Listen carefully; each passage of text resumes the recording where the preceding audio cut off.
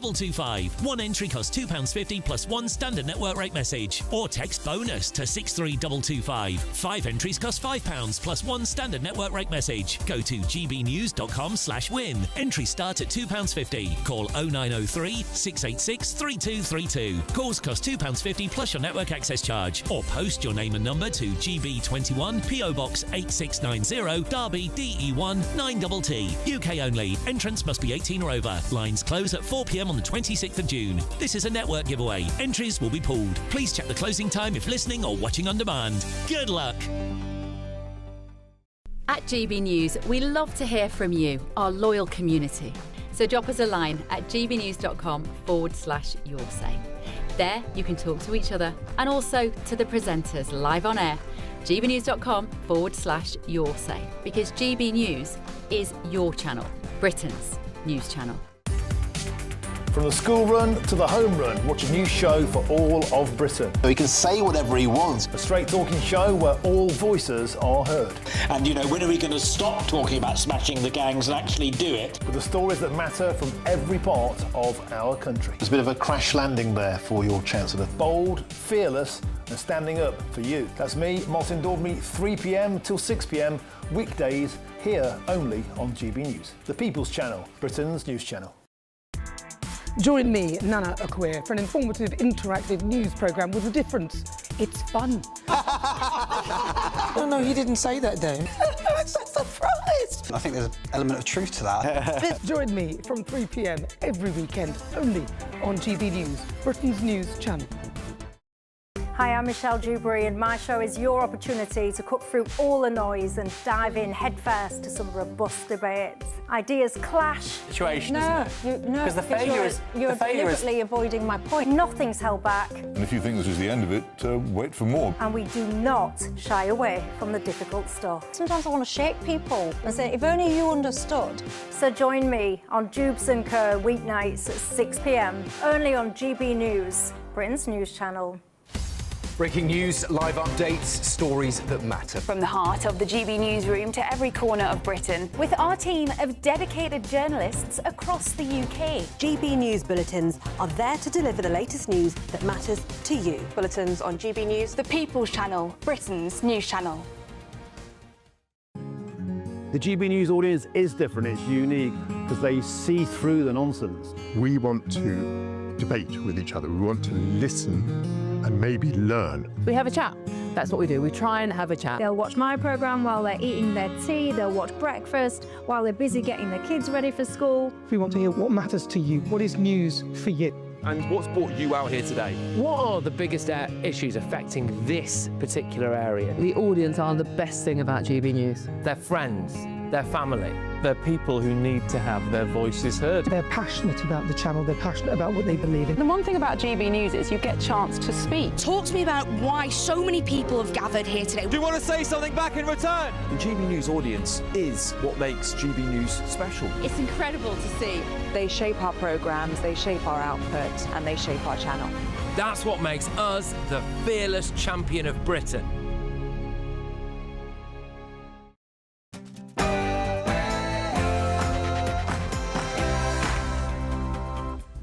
It's 9 p.m. I'm Patrick Christys. Tonight. يوم 25 شهر الخامس يوم 3 نفرات أبو حسين العراقي. Nearly 1,000 illegals crossed the English Channel and... By embezzling from the SNP, Peter Murrell was stealing the hopes, the dreams and the aspirations of thousands of people all over Scotland.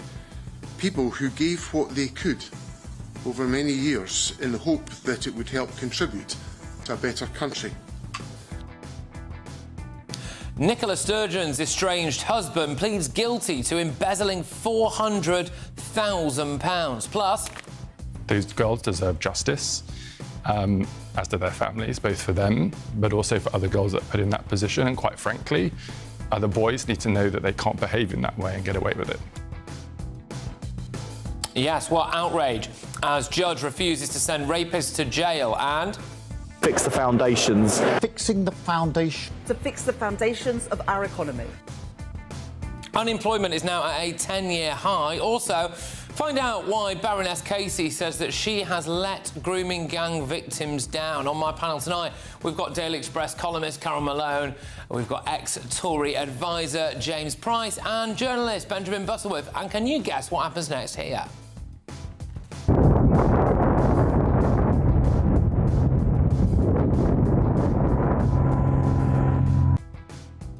Oof. And here.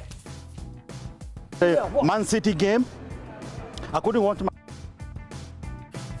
Get ready, Britain. Here we go.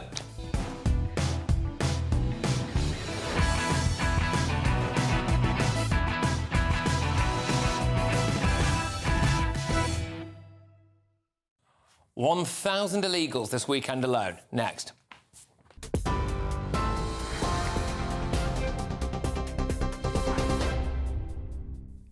Good evening, it's 9:02. I'm Katie Bowen in the GB newsroom. Former Scottish First Minister Nicola Sturgeon has denied any knowledge of items that her estranged husband bought after embezzling over £400,000 from the SNP. Peter Murrell, who's the former SNP chief executive, pleaded guilty to embezzling funds at the High Court in Edinburgh and was remanded into custody earlier today. The offences, including illicitly purchasing items such as luxury goods, cosmetics, cars and a motorhome, were carried out between 2010 and October 2022. Nicola Sturgeon says her reaction to her former husband's guilty plea is difficult to put into words. In a fresh statement issued from her lawyers, the former First Minister has reiterated that she had no knowledge or suspicion whatsoever that personal items had been purchased using SNP funds, adding she was cleared of any wrongdoing after a lengthy and thorough investigation. Scottish First Minister John Swinney expressed his personal horror at Mr Murrell's offending. This is an admission of a terrible breach of trust and an overwhelming betrayal by the man entrusted to be the party's chief executive. By embezzling from the SNP, Peter Murrell was stealing the hopes, the dreams and the aspirations of thousands of people all over Scotland, people who gave what they could over many years in the hope that it would help contribute to a better country. So today, I am horrified. I am betrayed. But I'm also resolute about the future. In other news, US President Donald Trump says negotiations with Iran are proceeding nicely, adding that he's asked several countries to sign on to the Abraham Accords as part of American efforts to reach a deal with Iran. Earlier, Iran said some progress has been made, but that a deal is not imminent. The remarks came after the US Secretary of State threatened that if America didn't reach an agreement to end the war, it will deal with Iran in another way. Oil prices fell sharply today as negotiators aim to reopen the Strait of Hormuz. Meanwhile, tonight, Iran's president has issued an order to reopen international internet access. That's according to state media. Back at home, Britain has recorded its hottest ever May temperature, hitting 34.8 degrees Celsius in London. An amber heat health alert is in place, with parts of the country set to exceed Mediterranean temperatures over the next few days. The Met Office says heatwave conditions have been reached in 8 areas of England, stretching from Suffolk to South London. Today has also broken the record for the hottest ever bank holiday. 3 people have been arrested after a 30-year-old woman died following a shooting outside a bar in Sheffield city centre in the early hours of this morning. South Yorkshire Police said a murder investigation has been launched after officers were called to 141 bar at 2:45 this morning. A 30-year-old man and a 32-year-old woman were arrested near Stockport, while a 30-year-old man was arrested in Sheffield. All 3 people remain in police custody at this time. And Hull City have celebrated the club's return to the Premier League with an open-top bus parade through the city. Fans gathered near City Hall after players and coaching staff departed from the MKM Stadium. The club is heading back to the Premier League after winning against Middlesbrough in the Championship playoff final at Wembley. A parade has also taken place in Manchester to celebrate the successes of Man City's teams and to bid farewell to manager Pep Guardiola. Those are your latest GB News headlines. Now it's back to Patrick. You can now watch GB News live across the United States of America and the world on Truth Plus. Scan the QR code to find out more or visit gbnews.com/truth.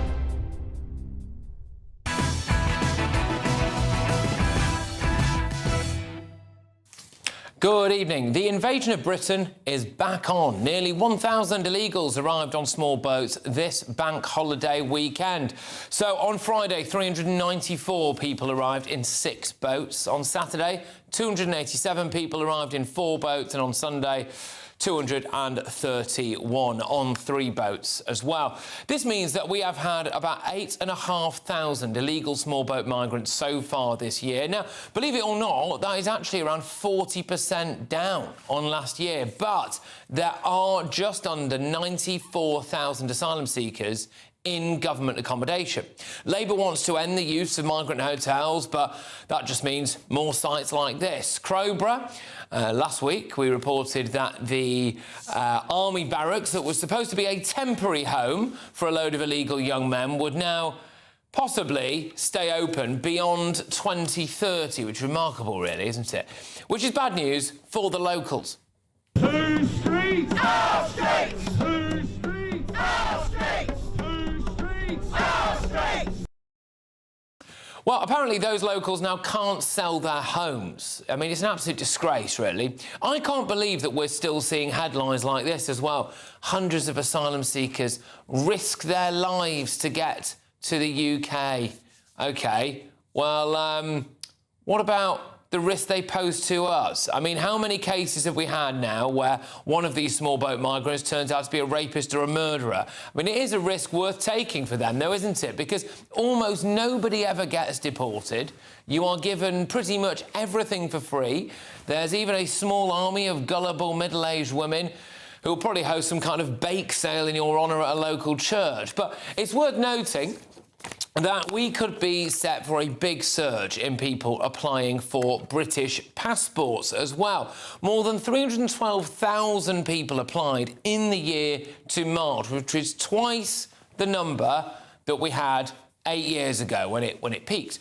Shabana Mahmood plans to double the settlement waiting time. So people are trying to get to Britain to get a passport before Shabana Mahmood toughens the rules and regs. I think it was it Napoleon who called us a nation of shopkeepers?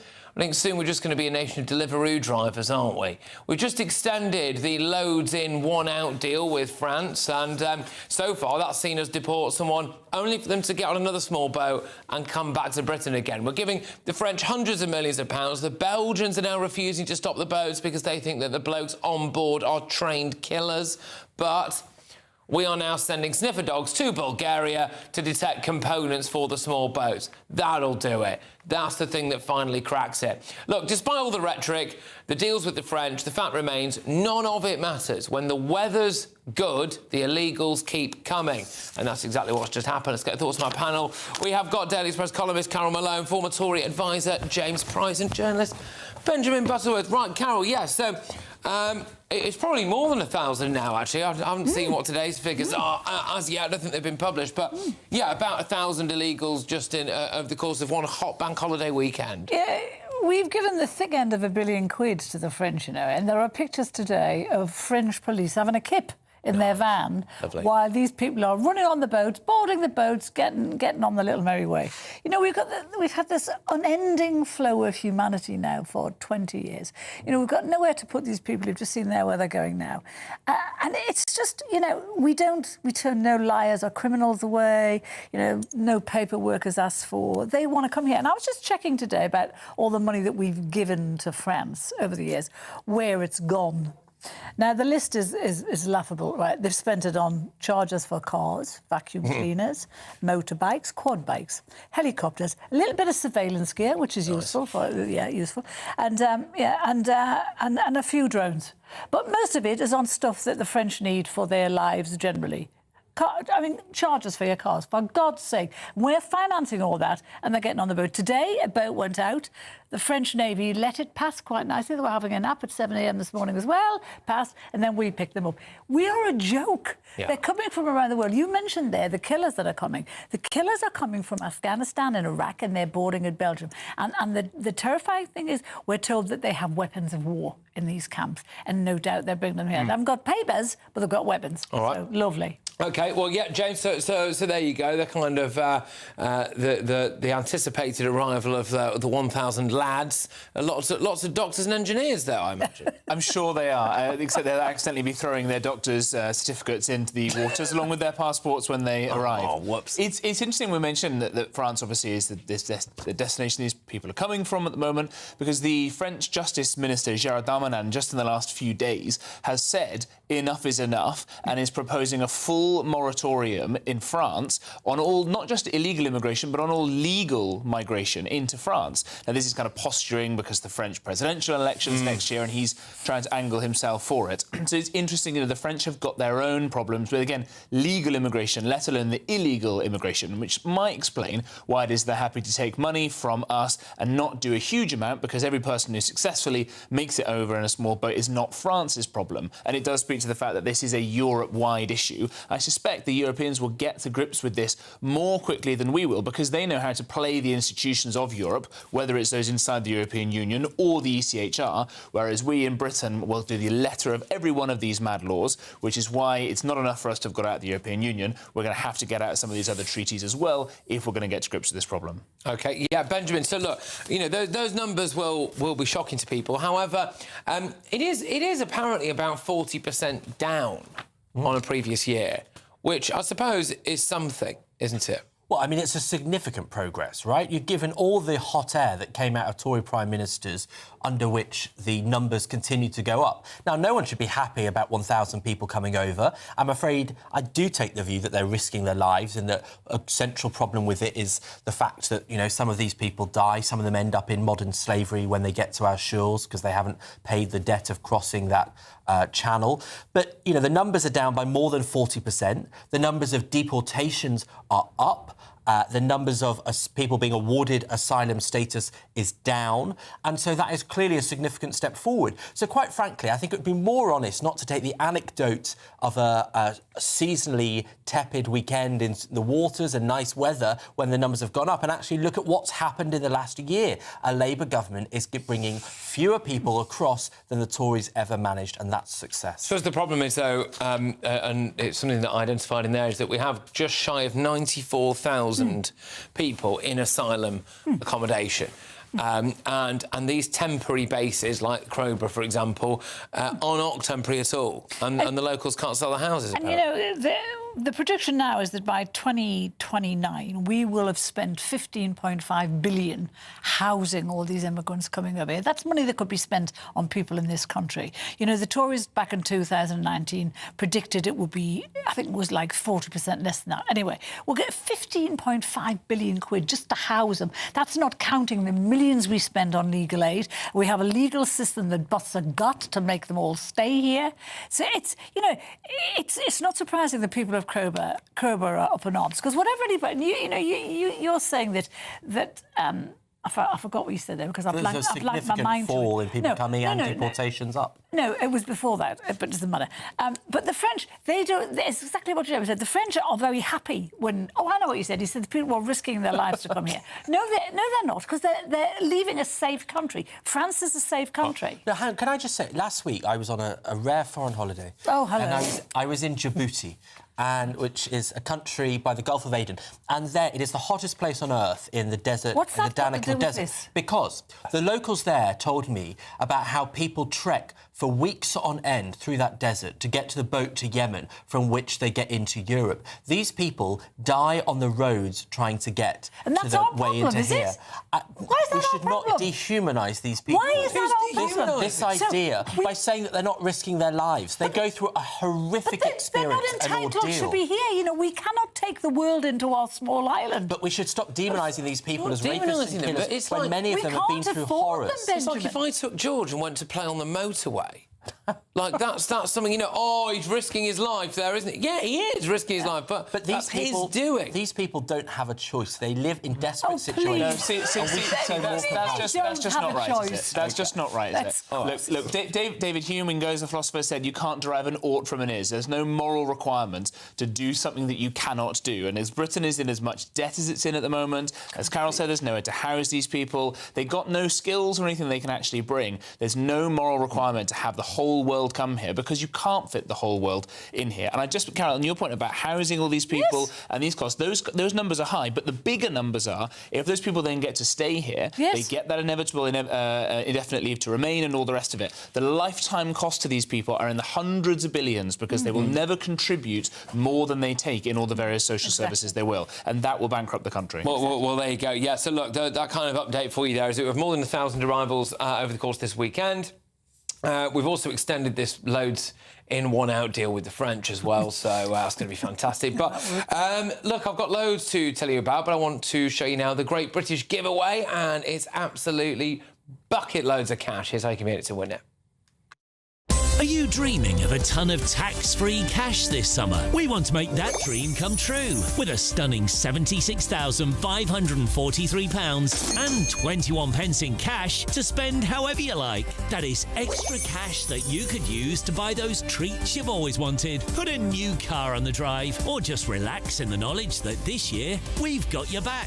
£76,543 and 21 pence is an incredible amount of money, and it could be all yours.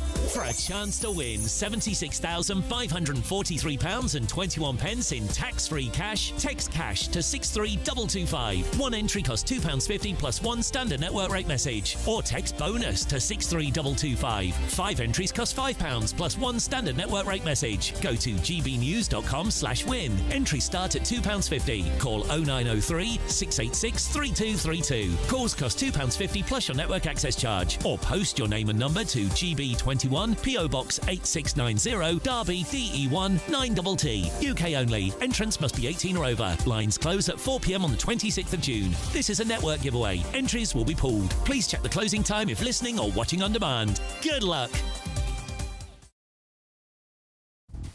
All right, well, coming up. Those girls deserve justice, as do their families, both for them, but also for other girls that are put in that position. And quite frankly, other boys need to know that they can't behave in that way and get away with it. Well, outrage after 3 boys were spared jail for raping 2 girls, filming it and putting it online. Are rapists getting off scot-free under this government? But before that... Fix the foundations. Fixing the foundation. To fix the foundations of our economy. Well, the number of people who are on long-term unemployed has hit its highest level in more than a decade. So, as Rachel Reeves crushed the jobs market, that's next.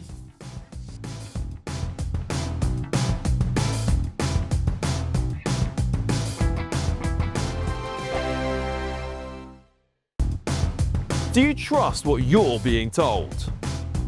Good, because neither do I. Those are just facts. I'm Alex Armstrong, and on my show, we'll expose the spin. Well, I want to answer that, because you didn't let me last time, because you always speak over me. The broken promises. To deny that is denying the truth. And the hypocrisy. Needs to stop. You think we can allow? Politics, policy, parliament. Nothing is off limits. No sugarcoating, no fear of offence, just the truth laid bare. Tune in every Saturday and Sunday at 9 p.m. for Alex Armstrong Tonight, only on GB News, Britain's news channel. At GB News, we love to hear from you, our loyal community. So drop us a line at gbnews.com/yoursay. There you can talk to each other and also to the presenters live on air.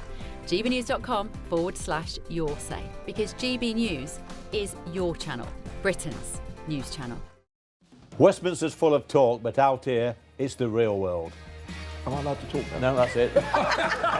This is where it matters, real people and real lives. That's what politics is all about. In fact, has Trump made a good start? No. Straight answers, no spin, and just a couple of pints. How many fingers have I ever got up? About 10. So join me for Lee Anderson's Real World every Friday at 7 p.m, only on GB News. The People's Channel, Britain's news channel. From the school run to the home run, watch a new show for all of Britain. He can say whatever he wants. A straight talking show where all voices are heard.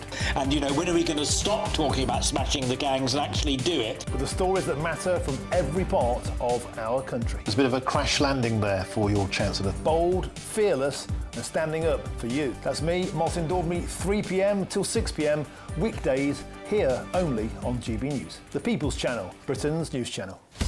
Breaking news, live updates, stories that matter. From the heart of the GB newsroom to every corner of Britain, with our team of dedicated journalists across the UK. GB News bulletins are there to deliver the latest news that matters to you. Bulletins on GB News, the People's Channel, Britain's news channel. Westminster, the ultimate clique. And you're fighting like rats in a sack. But here on the Camilla Tominey Show, we ask the questions the establishment media is too scared to ask. OK, let me ask you a straight question, because I know you're a straight-talking politician. Whether it's net zero, illegal immigration or law and order, nothing is off-limits. You had the power then. Yeah, as I and say, now you've lost it. That's the Camilla Tominey Show, a politics show that's fearless. But no, let me finish my question if you don't mind, because it is my show. Sundays at 9:30, only on GB News, the People's Channel, Britain's news channel.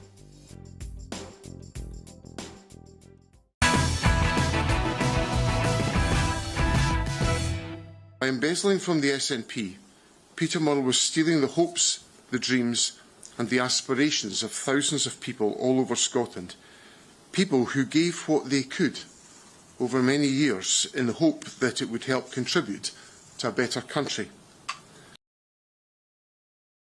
This is an absolutely remarkable story. So Nicola Sturgeon's estranged husband has pleaded guilty to embezzling £400,000. He spent it on luxury cars, a motorhome, posh coffee, fancy pencil sharpeners. What? And a whole lot more. I'm going to reveal the full list that he spent it on very, very shortly. But first, though, has Rachel Reeves crashed the job market? It's time now for the head-to-head. So, the number of people on long-term unemployment has hit its highest level in a decade. That's according to new figures released today by the Office for National Statistics.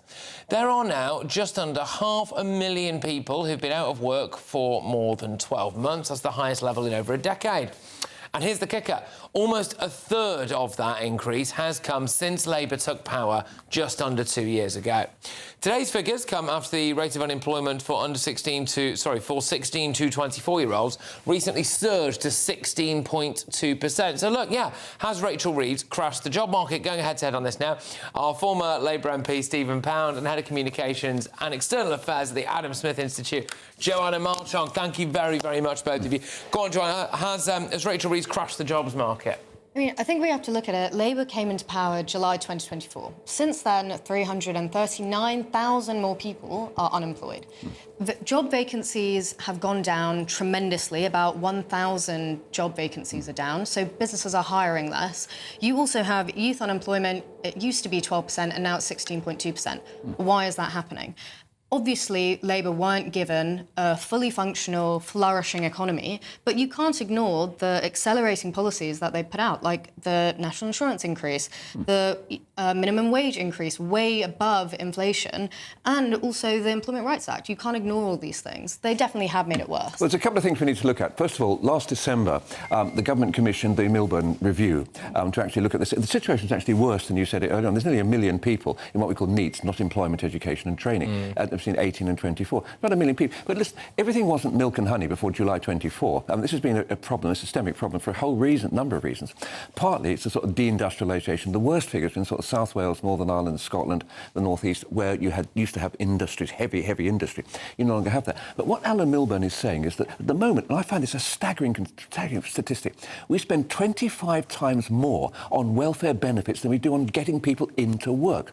And what he's proposing is a couple of things. One is to actually make it financially beneficial for people to get into work and almost penalising the parents. Now, the problem with that is a lot of these kids, they don't have two parents. So you've got a real problem. I think the point you make about full employment is the key thing here. In my day, which is, the middle of the last century, you could leave work on a Friday and guaranteed a job on the Monday. That is different. The whole world of work is changing. But I have to say, where I do agree with you, I think the NI contributions has made it worse. I'm sorry to say that. Okay. But it's not only just the NI. I also read the Milburn report, and what it does do is correctly highlight what's going wrong. Completely, it does. But it doesn't actually go far enough to fix those things. We're talking about, so if we go back to the apprenticeship levy, because that's the biggest thing to get these young people, the NEETs, back into work.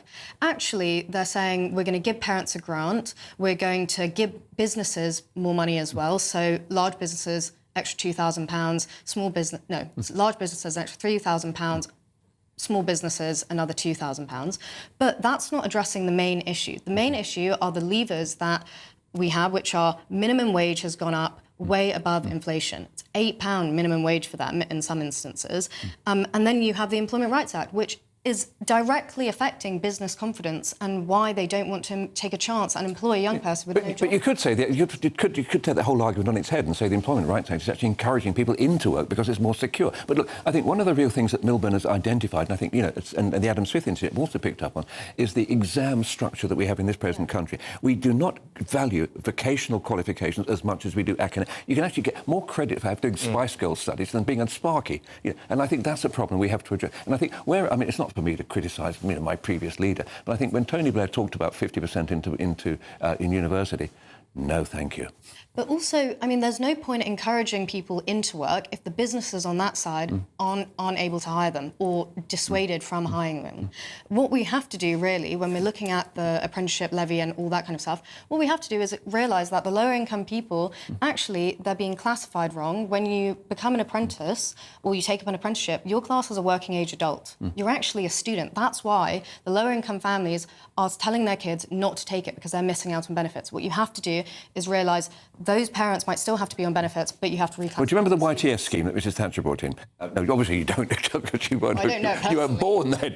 No, but Mrs Thatcher, who was a politician back in the 80s, introduced a thing called the YTS Youth Training Scheme, which is specifically to address that. And what they found is that the employer would take people on for a year and then sack them.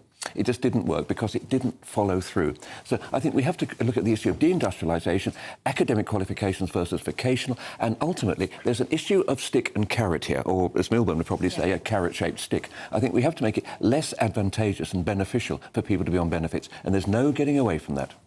Just one kind of psychological point, I suppose, is I think about the lack of hope now. So I worry that we've opened the door for something that's probably always been true, but maybe a lot of young people didn't quite realise or didn't want to believe it, which is that actually you can do phenomenally well for yourself abroad, and you can pay a lot less tax abroad, and you might even have a safer country to live in, and the weather will probably be better, although we are being blessed with a few days of glorious sunshine at the moment. And I worry now that we've opened the floodgates for people who are young and could be long-term high-rate taxpayers to just go and swan off to Dubai or somewhere like that.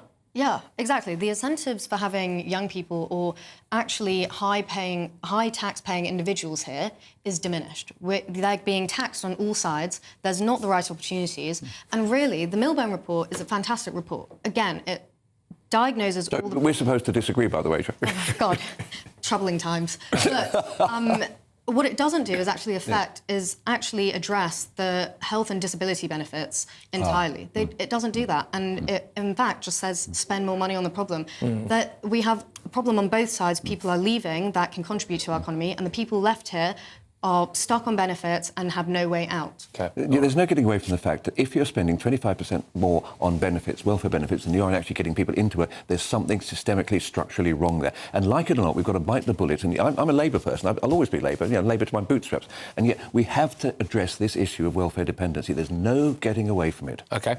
Sorry, Keir. Well, there you are. No, lovely. I actually hardly had to say anything during that debate there, so that's my perfect kind of debate. Thank you very, very much, both of you. I'm really looking forward to talking about this, though. This is Darren Jones nearly blubbering away on the BBC over the weekend. Those girls deserve justice, as do their families, both for them, but also for other girls that are put in that position. And quite frankly, other boys need to know that they can't behave in that way and get away with it. Well, mass outrage after 3 boys were spared jail for raping 2 girls, filming it and putting it online. Apparently, the judge took into consideration the fact that they've got ADHD, which is just absolutely bonkers, isn't it? So, are rapists getting off scot-free under this government? But before that, well, Labour is proposing giving families on benefits yet more cash to encourage their kids to get apprenticeships. Is the government once again rewarding shirkers instead of the workers? That's next.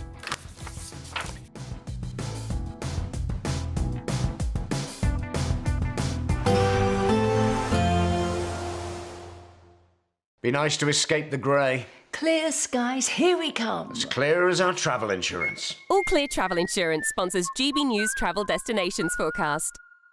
Hi there. It's not just the UK where it's hot at the moment. Most of the Mediterranean is seeing temperatures above average and a lot of sunshine as well. There are one or two isolated showers across parts of Turkey, Greece and Italy on Tuesday and into Wednesday, but these will mostly be in the afternoon, so largely fine, dry and sunny across most of Iberia and pretty hot as well in that sunshine.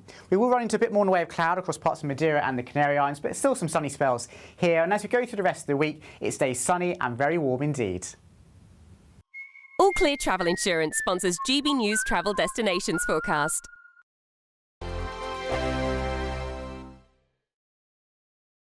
Hello there, welcome to your latest GB News weather forecast. It's been a record-breaking day. We've seen the hottest May day on record provisionally, and it could be a slightly hotter tomorrow as well. High pressure holding on, keeping it largely dry. A weak weather front pushing south across Scotland, giving a few splashes of rain, a little more cloud into Northern Ireland later. But otherwise, it's a dry end to the day, a very warm evening to come. And then overnight, temperatures only slowly fall away. A few splashes of rain during the early hours across parts of Scotland, but otherwise dry. And towns and cities holding up 15 to 19 degrees, a little fresher across northern Scotland, dipping into single figures here.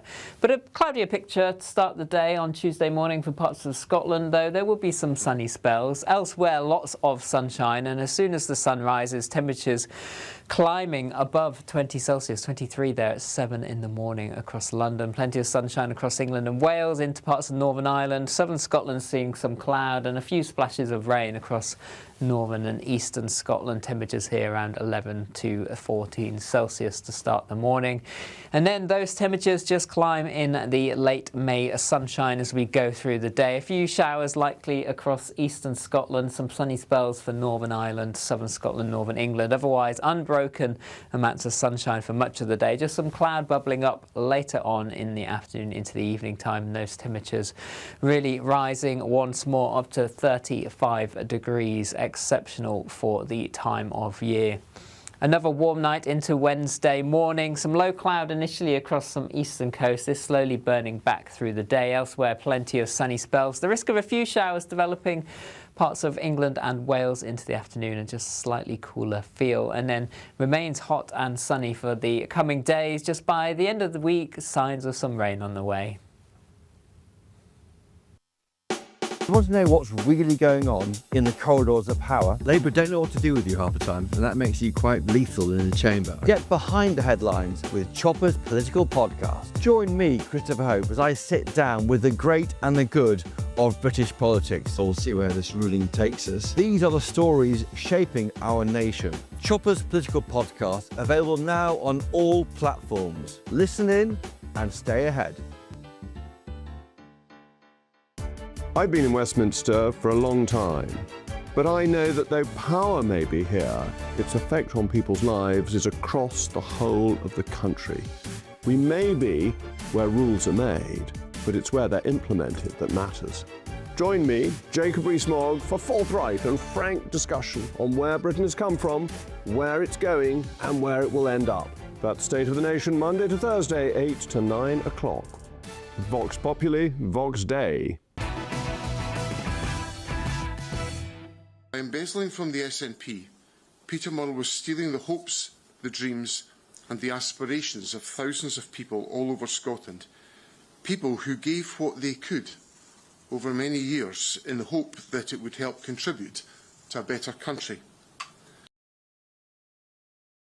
Welcome back. So, Nicola Sturgeon's estranged husband has pleaded guilty to embezzling £400,000. He spent it on luxury cars, a motorhome, posh coffee. He spent $2.5 grand on salt and pepper grinders. Right? Amazing, isn't it? He bought, I would say, a slightly suspicious amount of games consoles. Like, how many Nintendos does a man in his mid-50s need, you know? But anyway, it's absolutely hilarious, this story, in a way. He's been sent down, and, yeah, we're going to talk about it in more detail shortly. But first, reports suggest that the government is considering paying families on benefits hundreds of pounds a month to encourage their children to take up apprenticeships. So the man tasked with leading a review into why so many youngsters are out of work and education is Alan Milburn, and he's expected to warn this week that the benefit system is creating perverse incentives which discourage teenagers from working. So right now, some families can lose up to £339 a week in benefits if their child takes an apprenticeship.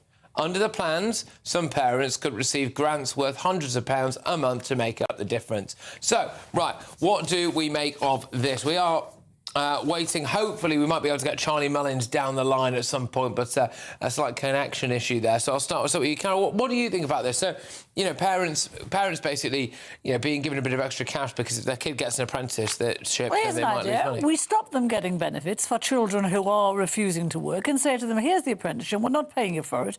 We'll pay you for it when you get a job, but we're not going to pay you to take up the apprenticeship. I don't understand where us paying people to go and learn how to do a job. I mean, people from like 20, 30 years ago who took up apprenticeships are going to be looking at this and thinking, what? You know, to be given the chance to do an apprenticeship is an amazing privilege, I think. And it allows people to become plumbers, electricians, whatever, to earn much more than we all do, that's for sure. They earn more than we do. But to be paid to go and do a job and then have your family be paid benefits, it's cockamamie. It's a cockeyed system. This has got to stop. This is why this government is so bad. This is why we need to get them out, because the government's bill is going to... How much is the bill now, the benefits? But it's like $1 billion. It's going to be like 100 billion or something. But it's crazy. I think it makes sense, actually, because... of course you do. Well, the headline is slightly misleading to say that you are going to give hundreds of pounds, suggests that it's new money, when actual fact, the situation at the moment is that if you are a parent and the child that lives with you gets an apprenticeship, then you are no longer eligible for some of the benefits for raising that child and having you in. What's wrong with that? So what that means is that the family is significantly worse off, and therefore the young person doesn't take the apprenticeship. So what it's saying is... Aren't they being paid for the apprenticeship, though? They're getting paid, but the apprenticeship minimum wage is £8 an hour and then £12 after the age of 20. So the suggestion is that, OK, well, if the young person gives the money to the parent, they're no longer worse off. But, of course, it's the young person doing the work. They shouldn't have to do that.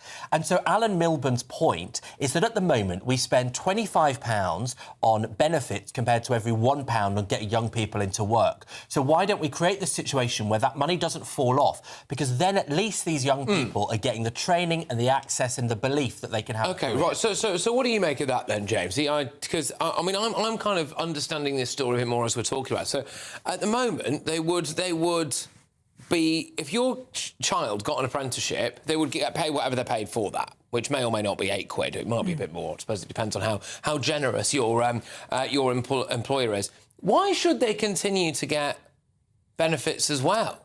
Just like double bubble, isn't it, on the taxpayer? Well, the classic, any economist will tell you, you show me the incentives and I'll show you the outcomes, because our benefit system is so enormously complicated. There are pots of money here, pots of money there, all sorts of stuff that Gordon Brown made to make the system much, much more complicated to keep as many people as possible suckling at the government teat, rather than having proper market mechanisms to help people go out and do stuff. You want people to go and have a job, I completely agree with that. That's great. We should definitely be doing that. But rather than taking all sorts of money from taxpayers here, there and everywhere and messing around the system so that people try and game that system, let's just let businesses hire people, let's not have as much tax put on them and let them grow and hire the kind of people they want. And if they haven't got the skills, then businesses can pay for them to do it, and we should have a broader look at ourselves as to why it is people are leaving schools without the ability to learn how to do trades properly. Is this not just part of a Tony Blair issue here as well? Like, you go to university... you're obsessed, honestly. Go to university... And of course, Tony Blair's son has got a business that helps apprentices get into work, undoing his whole old man's legacy, which is just beautiful. Freud would be like that. We should be grateful that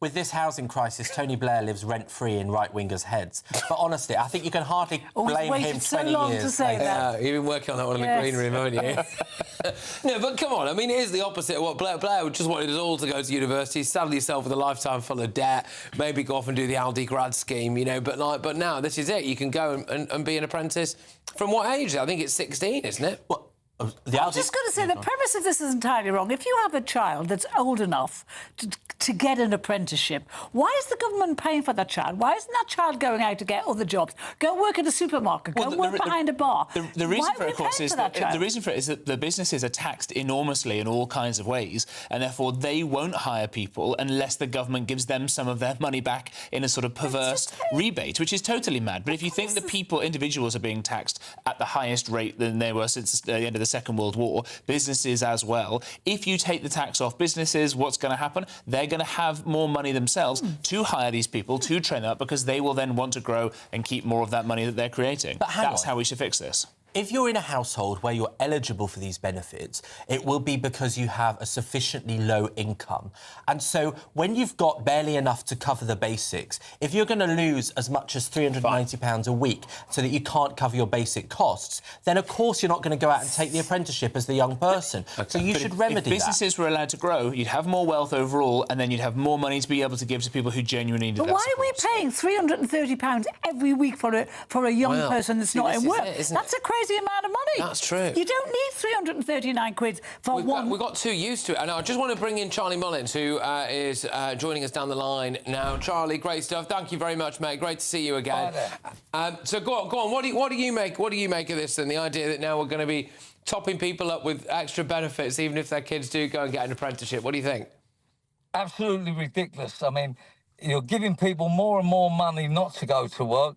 And the idea is to get them into work, is to pay for the apprenticeship, direct to the apprenticeship people, not to the home. I mean, I've got to be honest with you, I've never heard something so stupid in all my life about giving people on benefits more money to get people into apprentices. You give them more money, they get more fags, more booze, a bigger telly.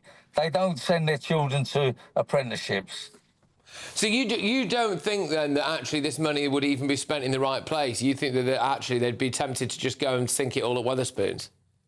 Well, of course they will. I mean, look, if they had half a brain, they wouldn't be sitting at home anyhow doing nothing, would they? So you're talking about the stupid people in this world that just want money for nothing. If we come out with this idea, it would just run up our costs again. The country would be in more debt than what we've ever been. I mean, it's a simple answer.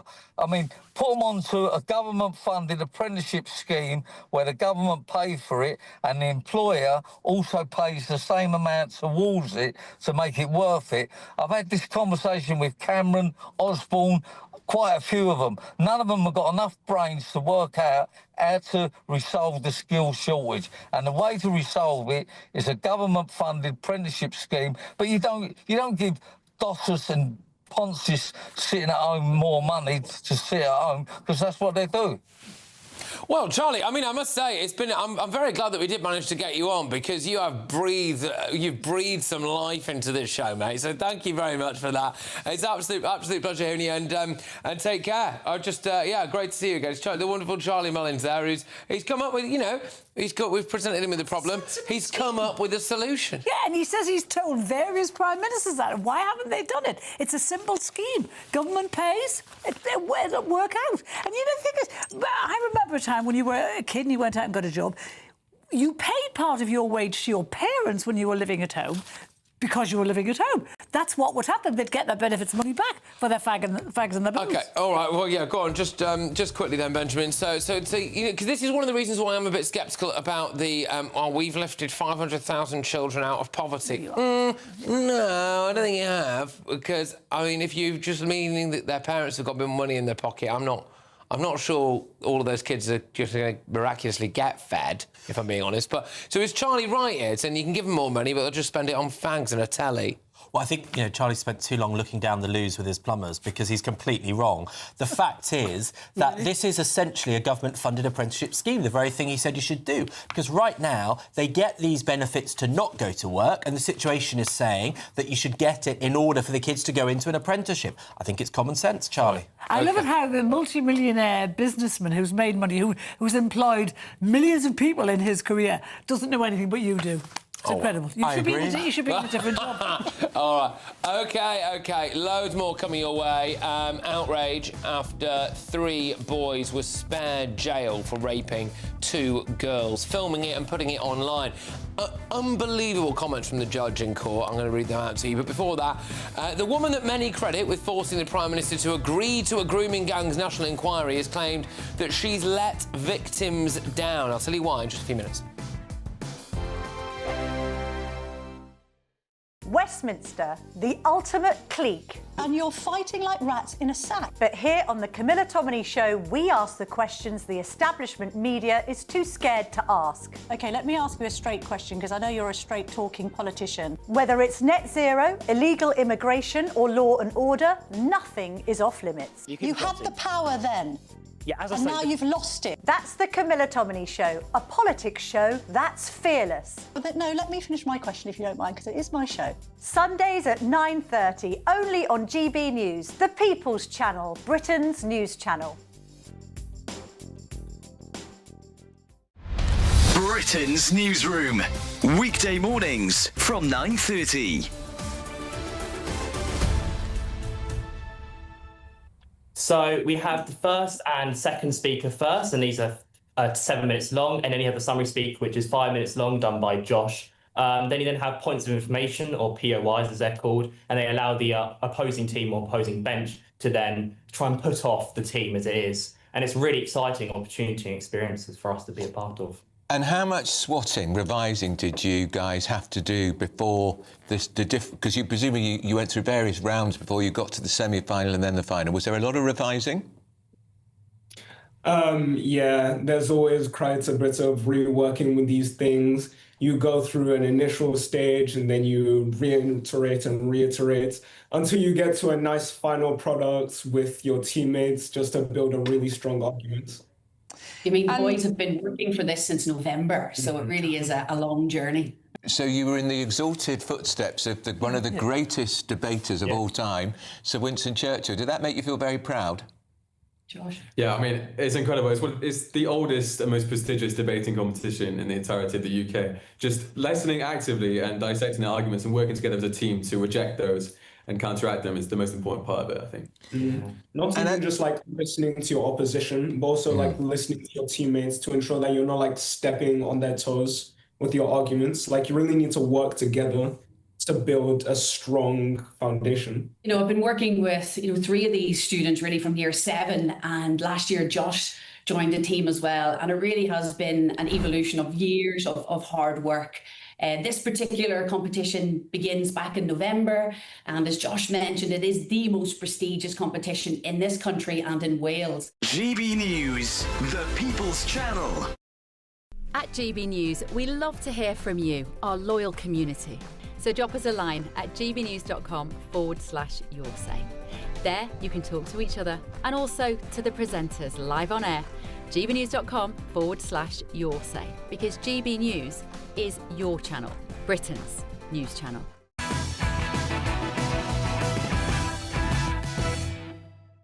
Welcome back to Patrick Christys tonight. And the woman that many people credit with forcing the Prime Minister to agree to a grooming gang's national inquiry, Baroness Casey, has said that she was really upset that in the 10 years since her groundbreaking Rotherham report, not enough has changed for victims. The crossbench peer was tasked with investigating allegations of child sexual abuse in Rotherham, where at least 1,400 children had been systematically raped, trafficked and intimidated, mainly by men of Pakistani heritage in Rotherham between 1997 and 2013. But speaking over the weekend, Baroness Casey said that victims are still not being believed and authorities remain too squeamish to confront the ethnicity and religion of the perpetrators. Well, I'm joined now by Marlon West, the father of a sexual abuse survivor. Marlon, thank you very much for joining us this evening. What do you make of what Baroness Casey has said there? She's basically saying that, victims and survivors have been badly let down. So my opinion of this is she's publicly apologised for letting down survivors. However, she's, it's not a get out of jail free card, this. She's been aware of this for over 10 years. And I'm thankful, and, you know, I'm ambivalent. I have mixed feelings on this. I'm thankful that she's been vocal, but she could have done something a long time ago and would have saved a lot of survivors' lives. So I'm not having this. She knows there's a storm coming, and she's covering her backside before that happens. What more do you think she could have done? Because, look, I mean, this is not an area where a lot of people have covered themselves in glory. I mean, you know, they had to get a national inquiry kicking and screaming out of Keir Starmer, didn't we? And all of this, but I suppose Baroness Casey has at least in the past, you know, been able to or been willing to confront some of the aspects a bit head on, like the kind of religion and ethnicity bits. Yeah. Yeah, you know, and I am thankful for that. And she has, as far as a Labour peer, she has advocated a lot more. You know, I've said this on the show before. I've met Jess Phillips, I've met Andy Burnham, and they've done absolutely nothing. And I've come away from that meetings initially quite excited, thinking, no, they'll do something. Baroness Casey, yeah, she has said it, but it's a little too late. Yeah, well, I suppose so, really, isn't it? I mean, and I take it you're not particularly hopeful that we're going to see some serious results of this national inquiry that's going to take place, then? Absolutely not. And do you know, morally, it really upsets me, this. So my figure, 65 million, they're going to put into the rape inquiry with statutory powers, which I agree with, absolutely. 65 million. You know, Baroness Casey was paid 355,000 for doing the Met Police inquiry. They're all making a lot of money. As far as I'm concerned, as a father and a campaigner, they're making a lot of money out of little girls being raped. I see. So you think that really because there is a bit of a gravy train thing going on here, that maybe it's in certain people's interest to try and long this out for as long as they possibly can, as opposed to actually dealing with the main issue. Yeah, you know, it's no secret. I was one of the leads on the rape gang inquiry. We had pittance compared to that, and you know, we completed it while Labour was still arguing. My daughter was part of that, of the Labour inquiry, and for 12 months they've been arguing. It's just, it's ridiculous. And we all know why they're arguing, because they want to drag it out until after the general election. Well, possibly, yes. I mean, that would make sense. And then before you know it, and it gets dragged on again and again and again. But look, Marlon, thank you very, very much for coming on. Always a pleasure to see you, so take care. It's Marlon West there, who is the father of a sexual abuse survivor. But look, this next topic is just absolutely mind-boggling. So, 3 boys were spared jail for raping 2 girls. They filmed the attacks, they put them online. But they've avoided jail, and some of the excuses that the judge used were utterly ridiculous. We'll also be talking about this. By embezzling from the SNP, Peter Murrell was stealing the hopes, the dreams and the aspirations of thousands of people all over Scotland. People who gave what they could over many years in the hope that it would help contribute to a better country. Right, well, Nicola Sturgeon's estranged husband has pleaded guilty today to embezzling £400,000. Luxury cars, a motorhome. I've got the list here. Posh coffee, loads of Game Boys, which is weird, really, for a bloke in his 50s, but anyway, and some curry sauce paste for $11.99.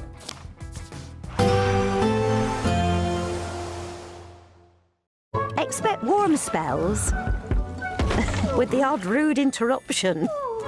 Box Boilers sponsors the weather on GB News.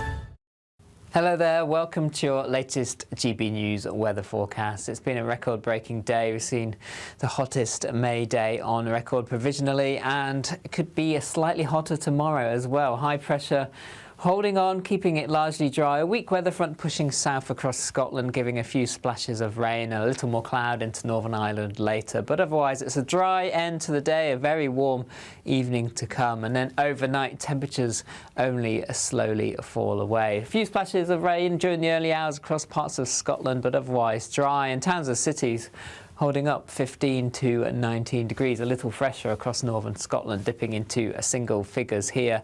But a cloudier picture to start the day on Tuesday morning for parts of Scotland, though there will be some sunny spells. Elsewhere, lots of sunshine, and as soon as the sun rises, temperatures climbing above 20 Celsius, 23 there at 7 in the morning across London. Plenty of sunshine across England and Wales into parts of Northern Ireland. Southern Scotland seeing some cloud and a few splashes of rain across northern and eastern Scotland. Temperatures here around 11 to 14 Celsius to start the morning.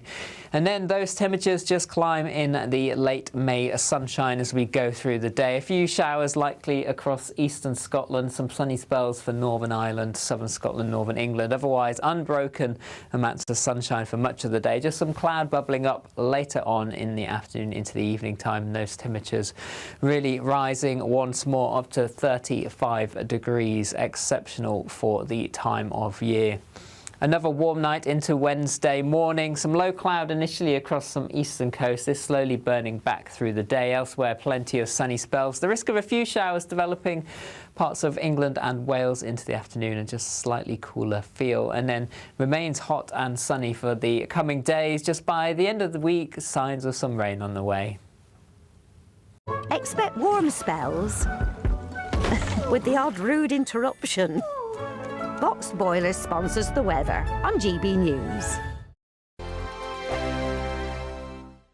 £76,543 and 21 pence in tax-free cash could be yours this summer. That's totally tax-free cash to spend on anything you like. And remember, because it's totally tax-free cash, you'll get to keep every single penny. For a chance to win, text cash to 63225. One entry costs £2.50 plus one standard network rate message. Or text bonus to 63225. 5 entries cost £5 plus one standard network rate message. Go to gbnews.com/win. Entry start at £2.50. Call 0903 686 3232. Calls cost £2.50 plus your network access charge. Or post your name and number to GB21 PO Box 8690 Derby DE1 9TT. UK only. Entrance must be 18 or over. Lines close at 4 p.m. on the 26th of June. This is a network giveaway. Entries will be pooled. Please check the closing time if listening or watching on demand. Good luck. I've been in Westminster for a long time, but I know that though power may be here, its effect on people's lives is across the whole of the country. We may be where rules are made, but it's where they're implemented that matters. Join me, Jacob Rees-Mogg, for forthright and frank discussion on where Britain has come from, where it's going, and where it will end up. That's State of the Nation, Monday to Thursday, 8 to 9 o'clock. Vox Populi, Vox Dei. Join me, Nana Akwe, for an informative, interactive news programme with a difference. It's fun. No, he didn't say that, Dave. I'm so surprised. I think there's an element of truth to that. Join me from 3 p.m. every weekend, only on GB News, Britain's news channel. From court mornings to warm family brunches. From football to tennis in the car. In the kitchen. GB News Breakfast is there with the stories you need and the conversations that matter. Anyway, let's talk business. Well, it has been a historic night in British politics. It's astonishing, isn't it? We're here again to start your day just right. GB News Breakfast. Every morning from 6 a.m. Only on GB News. Britain's news channel. 5 hosts, 5 opinions, 5 fearless debates, 5 unfiltered takes on the day's news. 5 reasons not to be anywhere else on Saturday night. This is the Saturday 5. You got me good there. Britain's biggest Saturday night TV show. It's not a bad brand. Yeah. Uncensored. Very, very, very easy tonight. On the unpredictable. What did she say? Can you translate it for us? And always entertaining. And how can a country go from being led by William Wallace Saturday nights from 6 p.m. only on GB News, the People's Channel. Britain's news channel. You're going to want to stay tuned, trust me.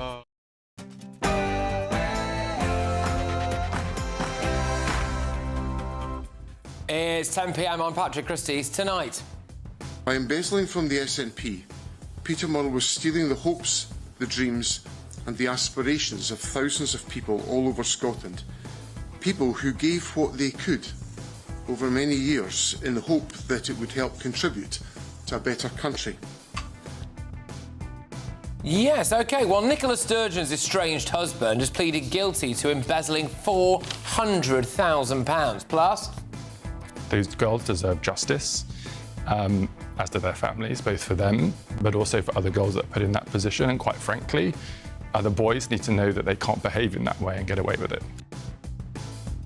Outrage as a judge refuses to send rapists to jail and...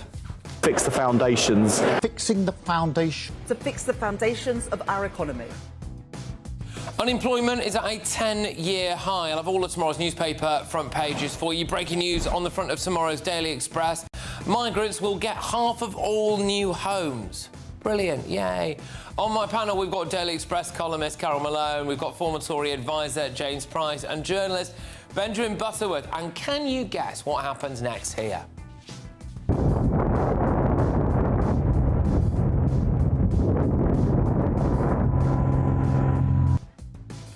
Oh, yes. And what about this?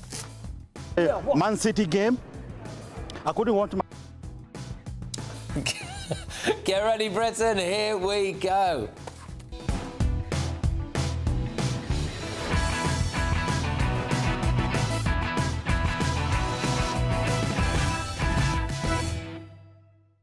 I think I might have uncovered the worst judge in British history. Next.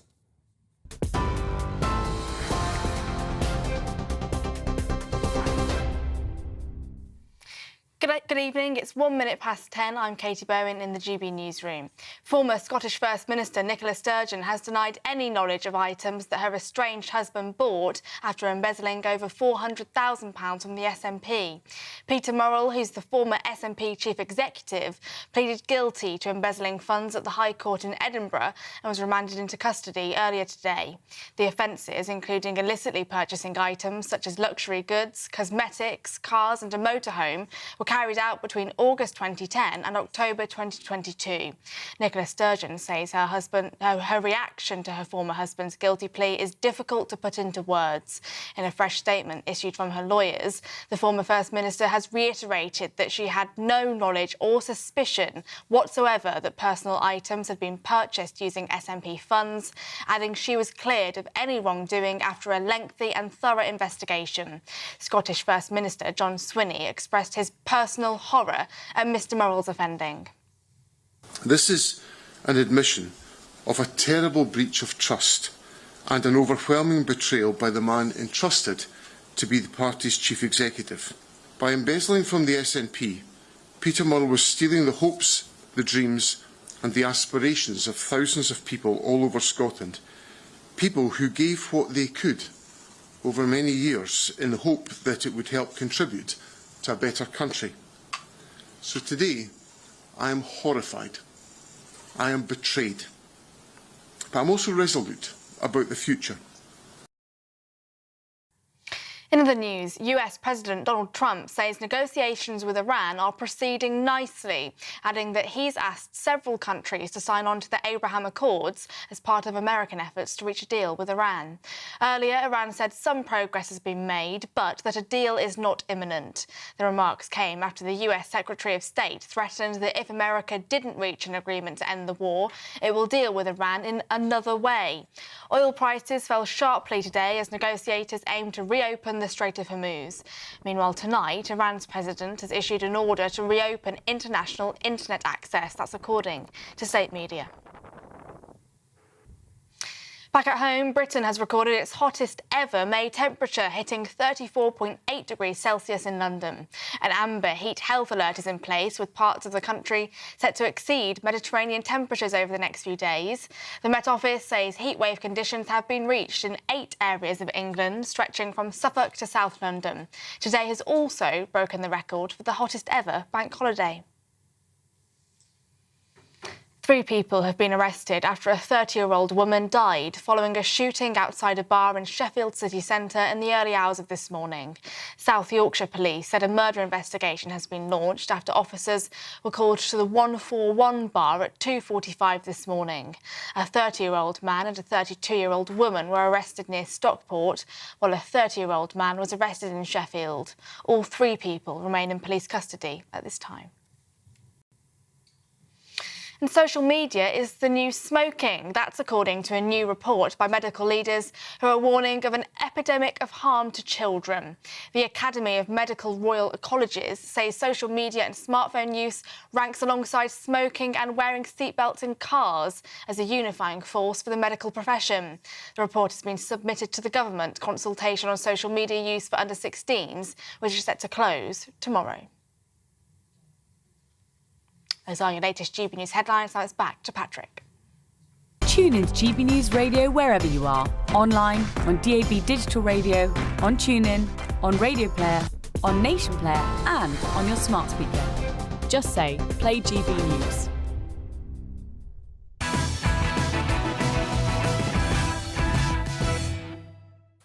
Good evening. We are now letting child rapists walk free from court. A judge decided that 3 boys who raped 2 girls, filmed themselves doing it and shared the footage online, should not go to prison. The judge said he wanted to, quote, avoid criminalising these children unnecessarily and support their reintegration into society.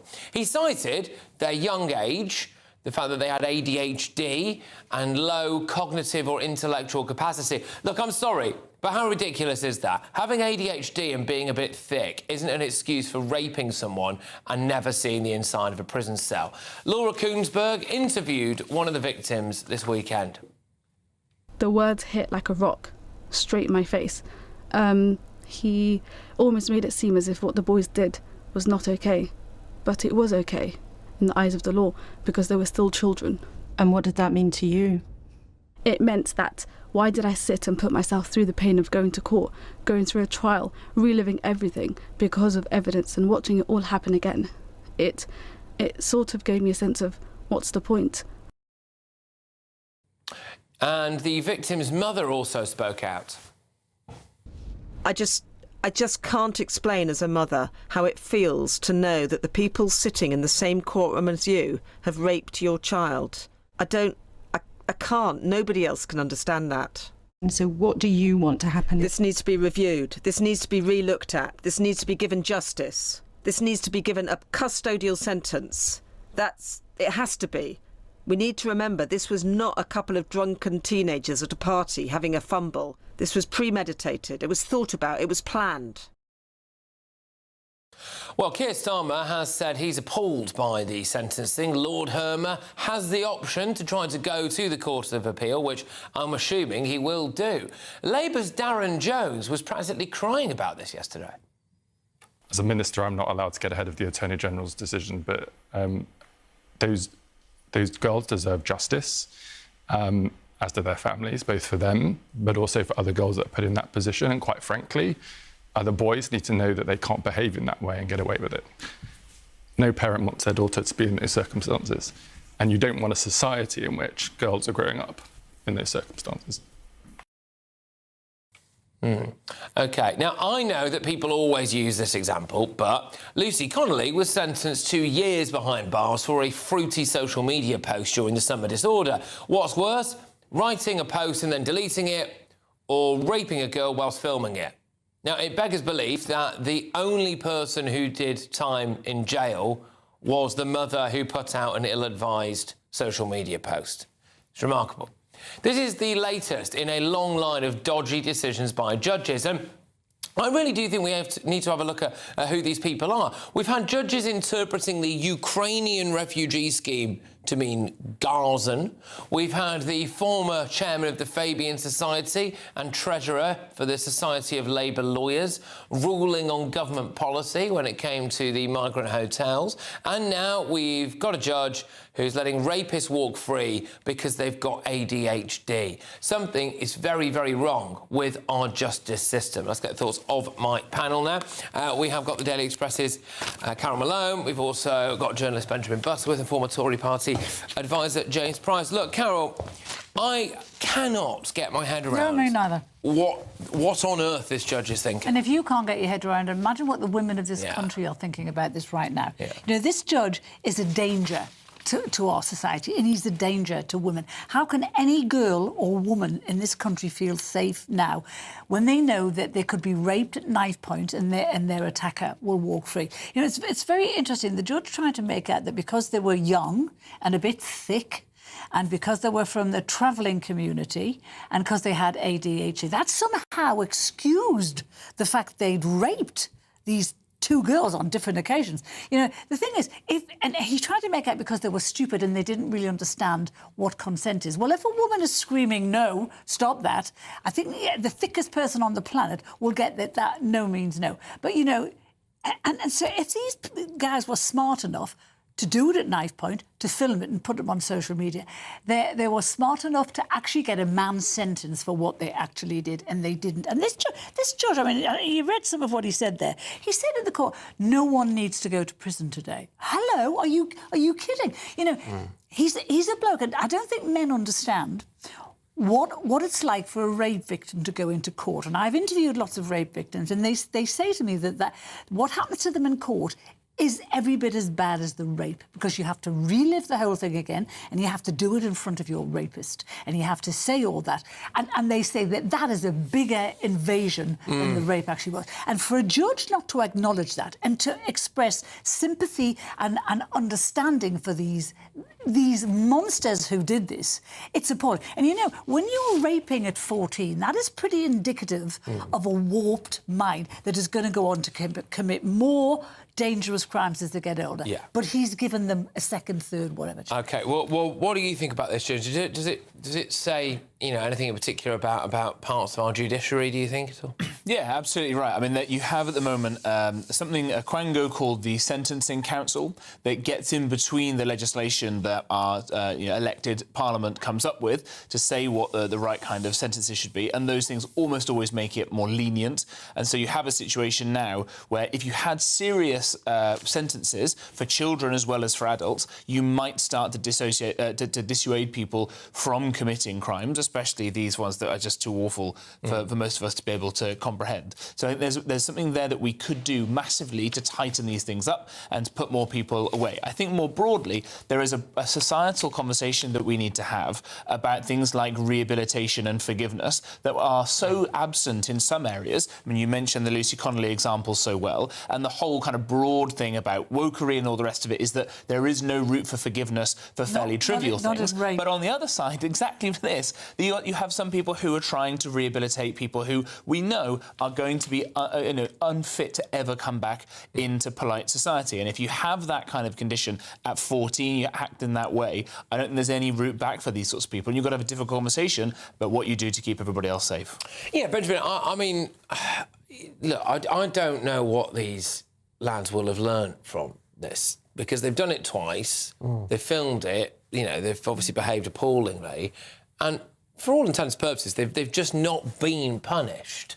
So I don't really understand how we've kind of got into this situation now where you've got this kind of, oh, no one needs to go to prison today. And it's like, I'm sorry, you just raped two people. Well, what they will have learned is that they could do it a third time. Exactly. And more dangerously, even more dangerously, is that every other man and boy who is tempted or has behaved like that will learn that they can do it too and there won't be consequences. You heard from one of the victim on one of the Sunday programmes and she said, what was the point in me going through this? And that should be as harrowing as, you know, Madame Pellico saying shame must change sides. These are words that epitomise the problem we have not taking this on. And, you know, the judge saying that they were low IQ and therefore they didn't know what they were doing. Well, if they didn't know what they were doing, why did they bring a knife and why did they film it? those make it very clear that they knew the damage and the threat of what they were doing. And I really think the fact it was filmed should come with an even harsher sentence, because in this day and age, that is something that can re-traumatise that victim forever. Because once it's on the internet, it can exist on all corners of the web, and that goes on. And so I think it is grotesquely naive. Of course, this came to public prominence because the Attorney General, Richard Hermer, said last week that it should be reconsidered, and so hopefully that will happen urgently. Can we talk about this judge as well? And we've not mentioned his name, and we should mention his name. He's called Nicholas Rowland. And this guy, there's not a photo of this guy anywhere. Yes, he lives in anonymity. No one can find what he looks like, so he can make these kind of decisions. And where's the accountability on him? So just say the Attorney General gives these lads a harsher sentence. What happens to Nicholas Rowland? Because he's got form for this. He has let people go before. He gave a piddling 21-month sentence to a cyclist who mowed down and killed a person. They served 21 months. He's got form for these kind of light sentences. So what happens to him? The guy shouldn't be on the bench. He should be removed from the bench. He's not. And we've seen a lot of this happening increasingly with judges who come and bring their own level of activism, and whether it's about violent cases out there, whether it's in all of the immigration tribunals, you never see people in there who want to be immigration restrictionist. It's always people who, it turns out, have got some other link to this as well. I think there's one other bit as well, that we've mentioned this idea that the judges said that people with low IQ should be treated like this. And you see this actually in America as well as in Britain, that because people seem to have diminished responsibility because of their inability to understand the consequences of their actions. I don't believe in this case, as I don't think anyone does. But also, if that is the case, if someone is so awful, go around doing all these awful things and they don't realise it's wrong, all the more reason to lock that person up. Right? Definitely lock them up. Lammy today said he was mooting an idea that people should be able to commit a crime up to the age of 25 and still be treated as a minor. I've never heard anything so ridiculous in my life. Absolutely astonishing. This just shows that they don't understand. No one, this judge clearly doesn't understand what rape is. It's not just a sexual assault; it's a violent assault. It's about violence and it's about domination. And to insult these women in this way, like I just said before, there are something like 4,600 rape cases waiting to come to court, 1,900 child rape cases. What kind of message does this send out to those people who are preparing and they'll be terrified to come to court? What kind of message does this send out? Exactly. I don't want to do it. I can't make myself do this again. And for some of those thousands of victims, they may well look at this and think the ordeal of reliving it is not worth it. So they will already be damaged. The juvenile discount, which, a person of a young person will get a less, difficult punishment, makes sense in some cases. So if not when you're carrying knives, Benjamin. But if you're 14 and you keep nicking from Primark, does it make sense to put you in prison with a 35-year-old career criminal that's going to take you under their wing? No.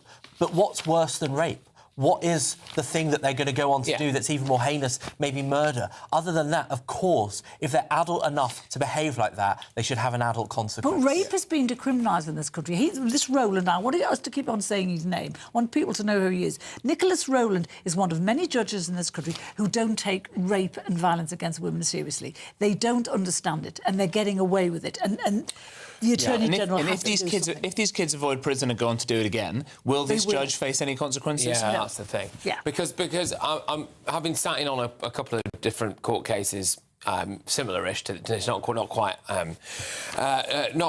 quite the same, but it's amazing how much discretion these judges do have. I mean, there was one that I went to where the prosecution only pushed for a couple of years behind bars, and the judge slapped him with 7 years. Good. And then he'll probably get deported after it as well. Good. But you can see how another day with another judge, those things about like, oh well, they'd had their only previous job was they'd worked on a farm in Iran and they didn't know anything about this, and they swallow all of that guff and then they go, OK, well actually we'll give you a lesser sentence. But the judges either buy it or they don't, and it sounds like he's just absolutely swallowed. He actually did say as well to these boys, none of you have been in trouble before. Like, that's an excuse. Yeah, it's a bad way to start. They literally had They've done the same thing. They had 10 rape convictions between them, that gang of boys. And 14. 10 between them, and they get to walk free. It's outrageous. It's such an insult to women. It really is. Yeah, they should be in prison, and sure, someone should say how does a 14-year-old end up behaving like that to try and stop it happening again? But you ask that question when they're behind bars, not before. Right, OK. Well, look, I tried to bring that to your attention because I know there's lots of people that are talking about that at the moment, just the sheer kind of lunacy about how those lads cannot be spending any time in a prison cell. But, look, there's loads more coming your way. And actually, we'll be talking about another bloke who is actually in a prison cell this evening. But I want to tell you about the Great British Giveaway first. It's loads of cash. Here's how you can be in it to win it. Are you dreaming of a ton of tax-free cash this summer? We want to make that dream come true with a stunning £76,543 and 21 pence in cash to spend however you like. That is extra cash that you could use to buy those treats you've always wanted, put a new car on the drive, or just relax in the knowledge that this year we've got your back. £76,543 and 21 pence is an incredible amount of money, and it could be all yours. For a chance to win £76,543 and 21 pence in tax-free cash, text cash to 63225. One entry costs £2.50 plus one standard network rate message. Or text bonus to 63225. 5 entries cost £5 plus one standard network rate message. Go to gbnews.com/win. Entries start at £2.50. Call 0903 686 3232. Calls cost £2.50 plus your network access charge. Or post your name and number to GB21 PO Box 8690 Derby DE1 9TT. UK only. Entrance must be 18 or over. Lines close at 4 p.m. on the 26th of June. This is a network giveaway. Entries will be pulled. Please check the closing time if listening or watching on demand. Good luck. OK, coming up, all of tomorrow's newspaper front pages. Breaking news on the front of tomorrow's Daily Express is that migrants will get half of all new homes. But before that... Embezzling from the SNP, Peter Murrell was stealing the hopes, the dreams and the aspirations of thousands of people all over Scotland. Well, the former SNP chief executive, also Nicola Sturgeon's estranged husband, has admitted to embezzling £400,000. He spent it on luxury cars, an infamous motorhome, posh coffee, fancy pencil sharpeners, a ridiculous amount of games consoles as well. Very odd. Anyway, we'll talk about all of this in just a few minutes' time.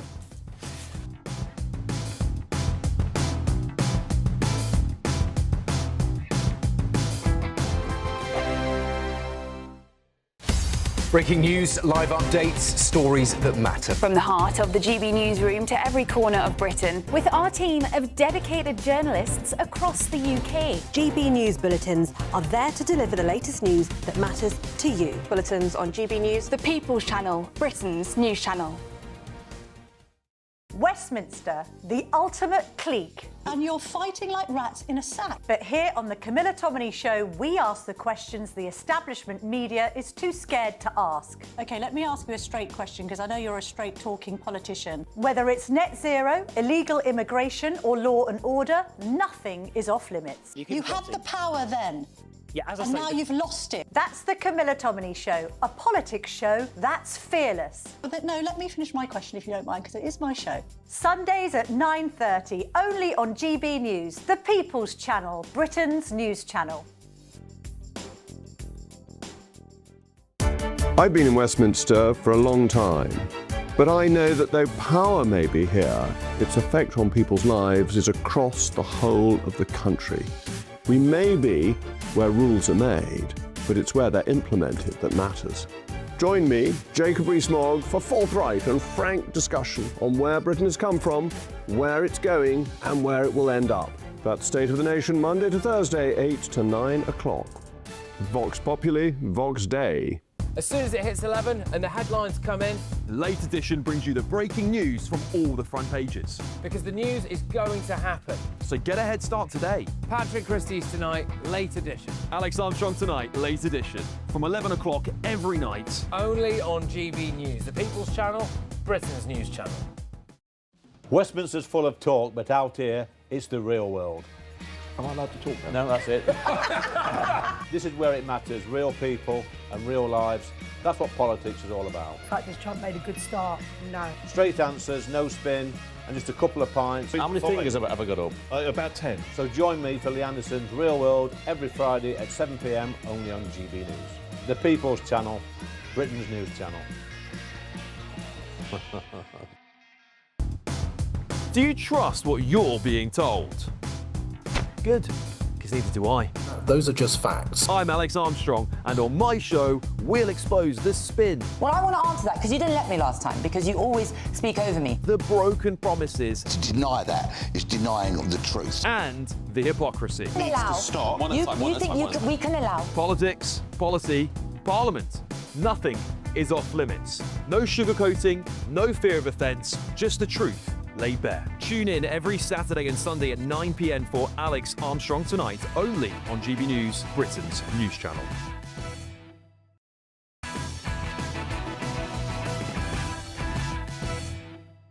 Welcome back to Patrick Christys Tonight. All of tomorrow's newspaper front pages in just a moment's time. But Nicola Sturgeon has denied any knowledge after her estranged husband today pleaded guilty to embezzling £400,000 from the SNP. So the party's former CEO, for over 20 years, was accused of stealing the money to fund a motorhome, 2 cars, a string of luxury goods, and falsifying accounting records in an attempt to cover up his crimes. Murrell was alleged to have used more than £57,000 of SNP money towards the purchase of an £81,000 Jaguar I-Pace car in 2019. Excuse me, sorry.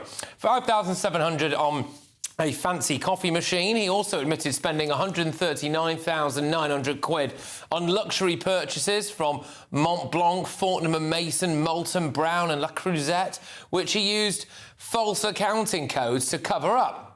He also spent more than £2,000 on gaming consoles and £2,500 on salt and pepper grinders as well. Former First Minister Nicola Sturgeon, who was herself arrested as part of the investigation but later released without charge, separated from Murrell last year. In a statement released today, she claimed that she'd been misled by her ex-husband. Well, joining us now is the academic and author of Scotland Undone, Dean Thompson. Dean, thank you very much for joining us here. So, look, this is almost as bad as it gets, really. Murrell, £400,000 embezzled. It's ridiculous. Well, I always say whenever my boyfriend gives me boutique cosmetics, my first response is always to say that his resources are a matter for him. But in all seriousness, the SNP tomorrow will be launching a fresh push for IndyRef 2. The day after Peter Murrell, the long-term CEO of the SNP, embezzled, i.e. stole, £400,000 of their own party members' money. And I wonder whether the top brass, who are not entirely without question in all of this, will be launching a fundraising inquiry. I note Joanna Cherry was on the Scottish News today, pointing out that she'd been on the SNP Finance and Audit and NEC committees and so forth back in 2021 March, and she resigned, along with Douglas Chapman, etc., saying that they were denied access to audit accounts, and she said that scrutiny was warranted. What is it? Quote, justice has to be seen to be done and actively seen to be done. And she named John Swinney, Nicola Sturgeon, Kirsten Oswald, Alex Kerr, who at the time was secretary of the party and is now a new MSP. So, quote Joanna Cherry, these people have questions to answer. So this is not at an end because Peter Murrell is facing the lockup. Well, there are some pretty mental purchases here. I mean, you've got... I'm just going to wrap through some of them here. So, £2,495 on a jewellery box and 2 tote bags in navy and burgundy were purchased there. We've also got Lalique salt and pepper grinders. Salt and pepper grinders for £2,618. I mean, there's loads of watches, an astronomical amount of Game Boys as well, which is making me think that maybe he was giving these away. But anyway, he began buying games, a bit of FIFA, Grand Theft Auto, actually made by a Scottish-based game studio, so at least he's on brand there. But I can't be alone in wondering, Dean, how Nicola Sturgeon can't have had some suspicions here. Well, this is the thing, because I remember I started writing about this for Think Scotland back in 2021, December, and this is a long-running story, and this is not a situation where this came out of a clear blue sky. And there are questions for the Scottish media to answer about this. I recall, without naming any names, a former Scottish political editor of a newspaper telling me in, was it 2022, January, that, oh, well, this is not really a story worth writing about, Dean, it'll go nowhere and it'll certainly never see the inside of a courtroom. I mean, we're talking about a situation where the SNP's own auditors, Johnson Carmichael LLP, flagged up before resigning back in 2021, quote, the greatest potential risk of fraud was revenue recognition. This has been a matter of public record for a number of years. And in March 2021, 3 members of the SNP's own Finance and Audit Committee resigned, quote, a lack of access to party funds. This is a long-running situation, and this is a party that's telling Scotland that, well, they're ready to run a country. They can't even run their own treasury as a party. And they're certainly not capable, I would argue, of facing down, what, a £5 billion black hole of treasury funds right now in the Scottish welfare largesse that they've been engaging in, that they've not accounted for as they engage in ludicrous promises of capping and price controlling of grocery shop bills. I mean, the whole situation is ludicrous. There are so many questions to answer here that go well beyond Peter Murrell, that go to the heart and matter of how the SNP have been run as a party for over a decade, their allergy to accountability and scrutiny. I mean, their own auditors resigned, saying the issue of revenue recognition was a point of, quote, greatest risk of fraud. The same time period where 3 members of their Finance and Audit Committee resigned, saying they couldn't get access to the books. This is Douglas Chapman. It's ridiculous. These are not insignificant people. It's not. No, it's not. I mean, there's aspects of this that I look at and I'm like, yeah, it's still wrong, but aren't we looking at a bloke here who's got some massive shopping addiction or something? Some of these purchases are incredibly bizarre. But, you know, it does make me wonder, you know, do we even know anything about them, really? I mean, their wedding, well, their marriage, OK, was obviously a slightly unique arrangement that they had going on there. She's now come out and had a bit of a glow-up, I think she'd want everyone to believe, and she appears to be down south and just not trying to be with men anymore. And then, you know, and then you've got all of this stuff that's going on with the finances and everything. It's like, do we even know them at all? She stood for election loads of times. Was the whole thing just a bit of a ruse? Since the early days of Alex Salmond, the SNP was always a sort of, in Alex Salmond's days, a somewhat of a minor personality-led organisation because it's a movement rather than a political party. They don't have social connective tissue to wider society. They're united by one issue, independence, which is why you can have Kate Forbes saying, on the one hand, that same-sex marriage is wrong, at the same time as the wider party is saying, oh, well, trans women are women, and no one blinks an eye at the incoherence and cognitive dissonance. This is, and they've got away with it because of the absolutely shocking failure of Scottish media. I mean, this all came about as a result of one man making an official complaint as a donor to an indie ref fund back in 2015, saying, I want to know where the money is. And the Scottish media establishment had no idea. Right. And I was told personally by someone who will remain nameless that there's no there, Dean, you should just not write about it. I mean, the lack of curiosity in Holyrood is unabidingly breathtaking. Well, it reminds me of Lewis Carroll. You know, down the rabbit hole we tumble, and we're through the looking glass in Scotland now.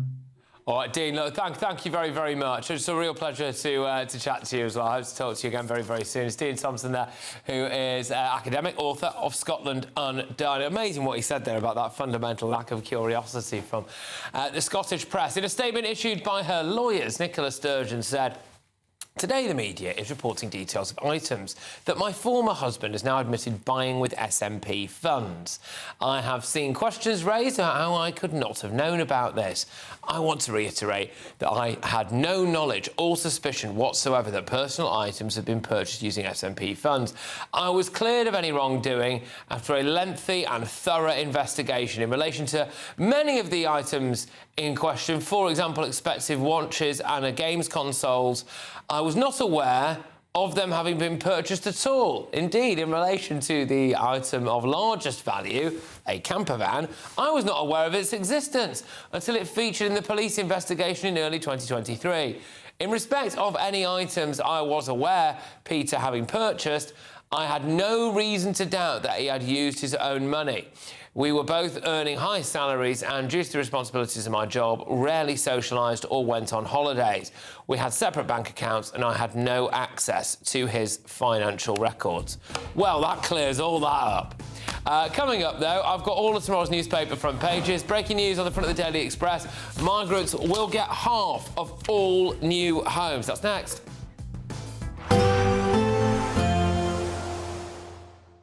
I forecast a perfect holiday in the sun. Weather looking good then? For sure, and no worries about our travel insurance. All Clear Travel Insurance sponsors GB News Travel Destinations Forecast. Hi there. It's not just the UK where it's hot at the moment. Most of the Mediterranean is seeing temperatures above average and a lot of sunshine as well. There are one or two isolated showers across parts of Turkey, Greece and Italy on Tuesday and into Wednesday, but these will mostly be in the afternoon, so largely fine, dry and sunny across most of Iberia and pretty hot as well in that sunshine. We will run into a bit more in the way of cloud across parts of Madeira and the Canary Islands, but still some sunny spells here, and as we go through the rest of the week, it stays sunny and very warm indeed. All Clear Travel Insurance sponsors GB News Travel Destinations Forecast. Hello there, welcome to your latest GB News weather forecast. It's been a record-breaking day. We've seen the hottest May day on record provisionally, and it could be slightly hotter tomorrow as well. High pressure holding on, keeping it largely dry. A weak weather front pushing south across Scotland, giving a few splashes of rain and a little more cloud into Northern Ireland later. But otherwise, it's a dry end to the day, a very warm evening to come. And then overnight, temperatures only slowly fall away. A few splashes of rain during the early hours across parts of Scotland, but otherwise dry. And towns and cities holding up 15 to 19 degrees, a little fresher across northern Scotland, dipping into single figures here. But a cloudier picture to start the day on Tuesday morning for parts of Scotland, though there will be some sunny spells. Elsewhere, lots of sunshine, and as soon as the sun rises, temperatures climbing above 20 Celsius, 23 there at 7 in the morning across London. Plenty of sunshine across England and Wales, into parts of Northern Ireland. Southern Scotland seeing some cloud and a few splashes of rain across northern and eastern Scotland. Temperatures here around 11 to 14 Celsius to start the morning. And then those temperatures just climb in the late May sunshine as we go through the day. A few showers likely across eastern Scotland, some sunny spells for Northern Ireland, southern Scotland, northern England. Otherwise, unbroken amounts of sunshine for much of the day. Just some cloud bubbling up later on in the afternoon into the evening time. And those temperatures really rising once more up to 35 degrees. Exceptional for the time of year. Another warm night into Wednesday morning. Some low cloud initially across some eastern coast. This slowly burning back through the day. Elsewhere, plenty of sunny spells. The risk of a few showers developing parts of England and Wales into the afternoon, and just slightly cooler feel. And then remains hot and sunny for the coming days. Just by the end of the week, signs of some rain on the way. From cold mornings to warm family brunches. From football to tennis in the car. In the kitchen. GB News Breakfast is there. With the stories you need and the conversations that matter. Anyway, let's talk business. Well, it has been a historic night in British politics. It's astonishing, isn't it? We're here again to start your day just right. GB News Breakfast. Every morning from 6 a.m. Only on GB News. Britain's news channel. You want to know what's really going on in the corridors of power? Labour don't know what to do with you half the time, and that makes you quite lethal in the chamber. Get behind the headlines with Chopper's Political Podcast. Join me, Christopher Hope, as I sit down with the great and the good of British politics. We'll see where this ruling takes us. These are the stories shaping our nation. Chopper's Political Podcast, available now on all platforms. Listen in and stay ahead.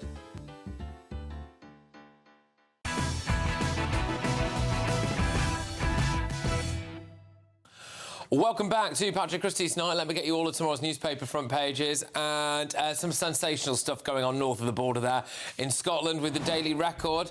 I know nothing. And it is Nicola Sturgeon as estranged hubby admits stealing £400,000 to the SNP. Sturgeon does her best Manuel from Fawlty Towers impression. Yeah, I mean, I don't know. Look, she's got a story and she's sticking to it, but there was a lot of stuff there that surely you've got to think how much. Like spending $2,500 on salt and pepper shakers. And also, what were the Estee Lauder products? Was Murrell using those for himself, or all these Estee Lauder products I coming think into there is a home? thing, isn't there, which is she's in a slightly tricky situation now because she's either got to say, look, actually, we hardly ever really spent any time together. Yes. Or yes. She's just got to say, well, I didn't notice anything. You know, it's whatever she might find least embarrassing, I suppose. Anyway, The Independent. Drugs deaths in jails have soared. New figures reveal. The Metro. Bank hottest day Monday. Right, OK. Yeah, that doesn't make sense. Bit weak. The Daily Express. Migrants will get half of all new homes. And the iPaper. Andrew received expenses boost as trade envoy after review he ordered. OK, right, look. I mean, the Express one, Carol, I know that's your paper. So what's this about? Yeah, it's an amazing. The migrant demand for housing has cancelled out all the new houses that Labour have built. I mean, they haven't built a fraction of the houses. What did they say? They're going to build 1.5 million houses. They haven't built a fraction of that. But the ones that they have built are being given away to migrants. This will incense people. This will incense people who've been sitting on a housing list for 2 or 3 years, who are living in a house or a flat that's too small for them. And they see that people who come here illegally not only get given money and free healthcare, they're getting the new houses. It's outrageous. I mean, it's no wonder people are taking to the streets over this. It's wrong. It's wrong. And we do need to build a lot of new houses because not nearly enough have been built for a long time. And you see the value of house prices versus the average salary have become totally attenuated from one another. So there is a genuine problem here, even aside from the number of migrants that you've got coming into the country, both legally and illegally. But I just don't think you can make, as a politician, any argument towards that, trying to get any houses built, if more than half of them are going to go to people who are just arriving. And then the maths are really very simple. If you build X number of houses fewer every year than you have migrants coming in, there's obviously going to be a shortage one year that multiplies and compounds every year. The other question is, where are they all going beyond these houses? Because you still, even if they're taking half of all the new houses being built, there are still way too many people. Where are they living? They're living in horrendous conditions. What else is going on? How many more people are in the country than we actually know about? Why are we putting them in houses? Why aren't we building centres for them like we saw them going to an old army barracks there? They shouldn't come here and expect a house. That's why so many are coming. But hang on, this isn't about social housing. This is about, as it says in the line at the top, about they're buying these houses. Now, obviously, that still affects the market somewhat. But the kind of people that are coming here and have the financial resource to buy a property means there are people with good jobs, being productive in our economy, probably paying tax, may well be more tax than the average Briton. You know, the kind of properties that are built in cities, especially the capital, London, are very expensive. They're not affordable homes in most cases, as any reasonable person would measure them. So these are people with well-paid jobs. Now, our economy needs those people, especially some of the high-value jobs that we have in the City of London. They're overwhelmingly done by extremely talented migrants. OK, so let's have a look at the Daily Record then. So this Nicola Sturgeon, dressed up like Manuel from Fawlty Towers, her estranged husband in the back of a police wagon being sent down. James, you can hardly contain yourself. And it's just glorious. Good on the Daily Record for going for this, by the way. This is fantastic. I do think this is a slightly AI mocked-up image. Would be amazing if this is what Nicola Sturgeon actually did look like right now. I'm not sure that's what it is. And there's a little tiny caption there that people will be able to see where it'll say, Google it, kids, because there may be some young people who don't get a Fawlty Towers reference and they need to change that straight away. Yes, indeed. But, I mean, the actual detail of some of the things that he's purchased, you've got the luxury cars, you've got the camper van. What happened to the camper van? I don't know. I don't know. We seem to be giving one away. It's been impounded. We're giving one away that's quite similar. One careful owner. Yeah. Where did they find it? Was it outside his mother's house or something? Yeah, I think so. But how can... What a cunning place to hide a camper van, by the way. Right? I might do that to my mother-in-law one day. Just like, would you mind holding on to this enormous vehicle? Sorry. No one will ever know it's you. You just keep that. No, I'll be back. I'll be back for it in a couple of days. Yeah. Do you think Nicola will do interviews on this? I mean, I think she really... No. But if she doesn't, she's damned either way, isn't she? If she does do interviews, she has to say something that we're all going to believe. If she doesn't, we're going to think badly of her. I mean, she said on Be careful here. We're going to think badly of her if she doesn't do interviews, aren't we? She said on Instagram that she's angry, hurt, sad and distressed by what's happened, and that she insists she knew nothing. Not anywhere as angry, hurt, distressed as the Scottish people are, who, as Swinny pointed out earlier, people used to donate to the SNP 5-10 quid a week, money they couldn't really afford, but because they believed in the dream of nationalism, wrongly. But anyway, separatism. But you know, hard-earned money, and he was spending it in Bloomin' Harrods and Harvey Nicks. Well, it was a Derek Saville umbrella for £975. Why do you pay that for an umbrella? Well, Benjamin was telling us backstage that was chicken feed, wasn't it? The one thing I lose constantly is umbrellas. I think I've spent 975 quid on about 50 umbrellas. Well, that's all right. But, you know, why... Only someone with more money than they can spend... There was a £4,000 fountain pen. Yes, £4,000 fountain pen. Oh, come on, that's the going rate. You know, you're going to put hard work in fountain pen makers out of business at this rate. When all this gear was coming into the house and he's writing with a £4,000 fountain pen, you'd think Nicola might say, go, yeah. Where'd you get that from? Where'd you get that from? Famously, wives don't ask these questions.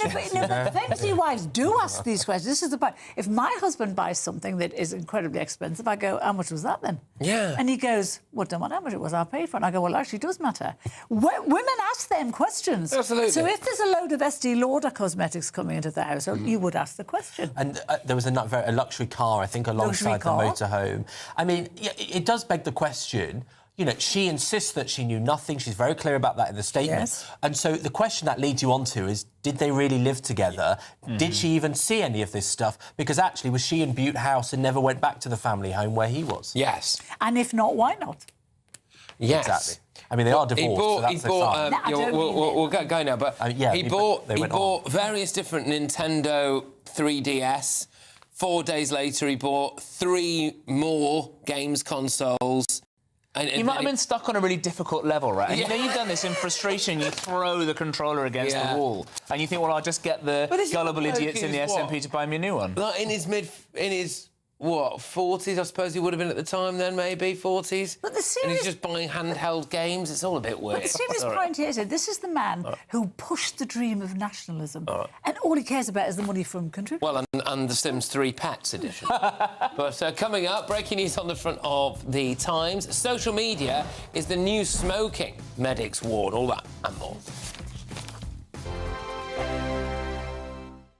As soon as it hits 11 and the headlines come in, the Late Edition brings you the breaking news from all the front pages. Because the news is going to happen. So get a head start today. Patrick Christys tonight, Late Edition. Alex Armstrong tonight, Late Edition.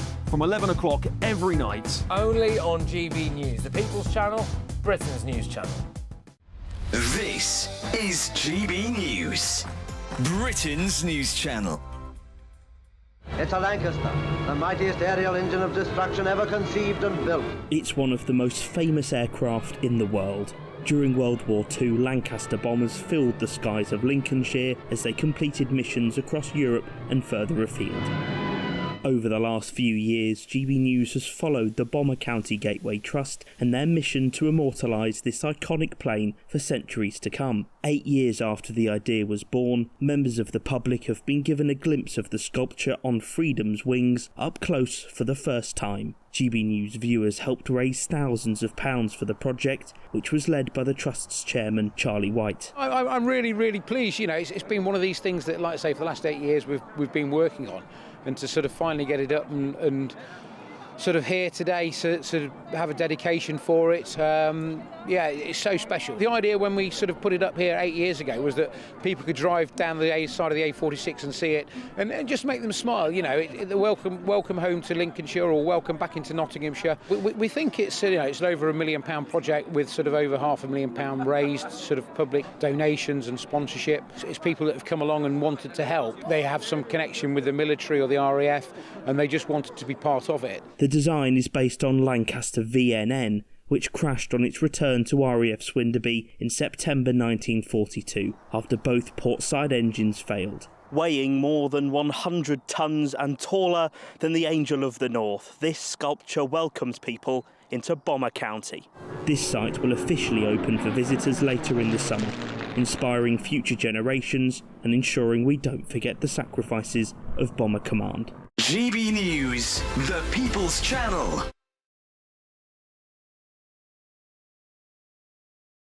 Britain deserves a newsroom that puts the facts and your voice first. Well, and that's what you get on GB News. Lively debates, lively conversation. And we're not afraid to hold power to account. And each other. So join me, Andrew Pearce. And me, Miriam Gates, for Britain's Newsroom, weekdays from 9:30 on GB News. Join me, Nana Akwe, for an informative, interactive news programme with a difference. It's fun. No, he didn't say that, Dave. I'm so surprised. I think there's an element of truth to that. Join me from 3 p.m. every weekend, only on GB News, Britain's news channel.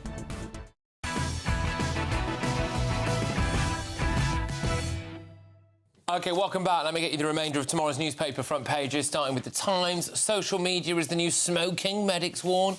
The Daily Star, England kit hits the fan. So there we are. England kit hits the fan. I'm just having a look at it now. A new app can detect if a replica football shirt is real or fake. Kit legit. Will help fans after Britain was flooded with dodgy strips. OK, fine. I do feel like you can tell with your own eyes, though, a lot of the time, but OK. So there we are. All right, well... Also, wouldn't you want the fake one if it's half the price and looks real?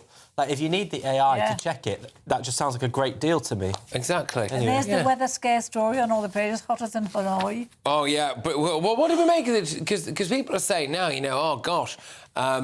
you know, this is all global warming and everything, but I'm like, well, summer. I've just had a lovely weekend. I've got a cracking tan, didn't have to leave the country. It was all right. And it's called summer. That's what it is. What? I didn't have to pay for this tan either. No. Right. What? Because you usually... We saw him. Usually it's fake. That's the secret you're revealing. We saw him putting that on earlier, didn't we? Labour are starting to put in another tax, aren't they, on staycation, so... Yeah.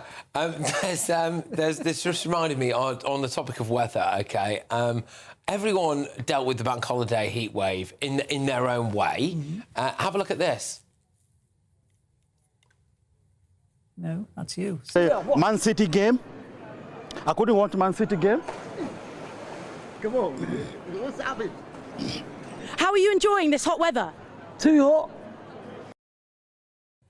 Yeah.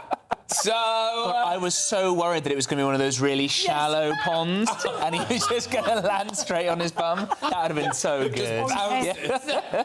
Yeah, no. I mean, I would have thought that there's a lot wrong with him, but I don't think a sore bottom is one of them. So yeah, he was out and about earlier on. It was just at the back of our office there. Amazing. I wondered where it was. Oh, and that's dirty and deep, that is. What was it Mrs Thatcher said? If my opponent saw me walking on water, they would say it's only because I couldn't swim. Nice. I like that. Well, good. Well, yeah, luckily he can swim, but also that is known as the Paddington Riviera. There. Is it really? Yeah. And it's by estate agents. Green. Yes. Yeah, by estate agents. And it is green and scummy. And so, anyway. Now, a paraglider flew into some trouble in the Austrian Alps at the weekend. Take a look at this.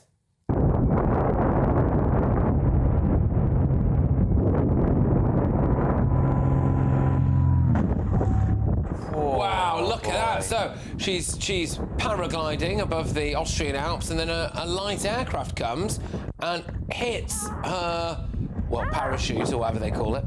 But luckily she's got a spare, I think. Or is that a cloud? I hope this doesn't end badly.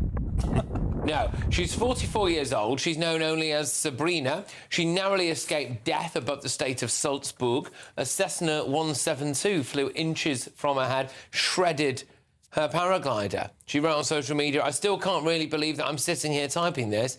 Apart from a few nasty bruises and overall contusions, nothing really happened. Happy birthday to you." It was her birthday as well. Jeez, but didn't she pull a cord there? I mean, fancy having the presence of mind to, when that's hit you out of nowhere, to have the presence of mind to go for your cord. Absolutely. And I mean, whoever Got to hope the plane doesn't come back round again, right? Yeah, Like north by northwest. Deliberate, doesn't it? Anyway, all right, guys. Well, when we come back, all of tomorrow's newspapers in more detail.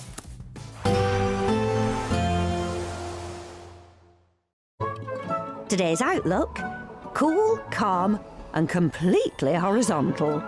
Boxed aircon sponsors the weather on GB News.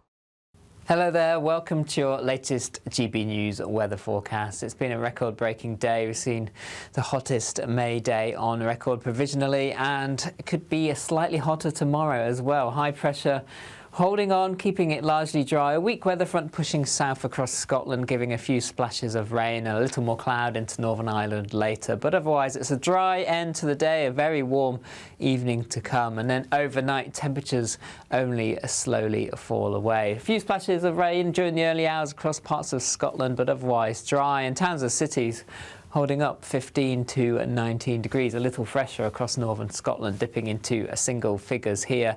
But a cloudier picture to start the day on Tuesday morning for parts of Scotland, though there will be some sunny spells. Elsewhere, lots of sunshine, and as soon as the sun rises, temperatures climbing above 20 Celsius, 23 there at 7 in the morning across London. Plenty of sunshine across England and Wales into parts of Northern Ireland. Southern Scotland seeing some cloud and a few splashes of rain across northern and eastern Scotland. Temperatures here around 11 to 14 Celsius to start the morning.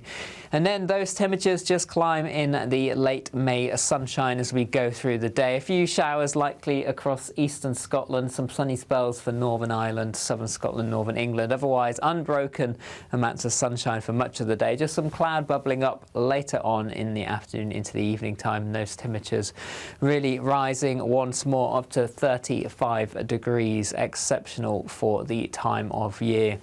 Another warm night into Wednesday morning. Some low cloud initially across some eastern coast. This slowly burning back through the day. Elsewhere, plenty of sunny spells. The risk of a few showers developing parts of England and Wales into the afternoon, and just slightly cooler feel. And then remains hot and sunny for the coming days. Just by the end of the week, signs of some rain on the way. Today's outlook: cool, calm and completely horizontal. Boxed aircon sponsors the weather on GB News. Well, it's a bad day for Nicola Sturgeon. I mean, even worse for her estranged husband, who is currently staring at the inside of a prison cell after admitting embezzling £400,000 worth of the SNP's money. Spent it on things like games consoles, luxury cars, the infamous camper van. All sorts of stuff, absolutely shocking. So we're going to be talking about that. It's been a very hot day as well, so we're talking about the heat fears and drug deaths in jails have soared. New figures have revealed as well as all that. And migrants are going to get half of all new homes.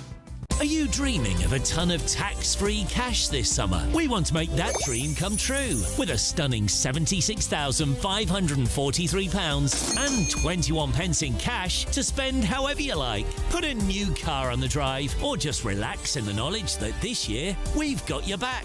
For a chance to win, text cash to 63225. One entry costs £2.50 plus one standard network rate message. Or text bonus to 63225. 5 entries cost £5 plus one standard network rate message. Go to gbnews.com/win. Entries start at £2.50. Call 0903 686 3232. Calls cost £2.50 plus your network access charge. Or post your name and number to GB21 PO Box 8690 Derby DE1 9TT. UK only. Entrance must be 18 or over. Lines close at 4 p.m. on the 26th of June. This is a network giveaway. Entries will be pooled. Please check the closing time if listening or watching on demand. Good luck. Hi, I'm Michelle Dewberry, and my show is your opportunity to cut through all the noise and dive in headfirst to some robust debates. Ideas clash. Situation, no, because the failure is you're deliberately avoiding my point. Nothing's held back. And if you think this is the end of it, wait for more. And we do not shy away from the difficult stuff. Sometimes I want to shake people and say, if only you understood. So join me on Jubes & Co. weeknights at 6 p.m.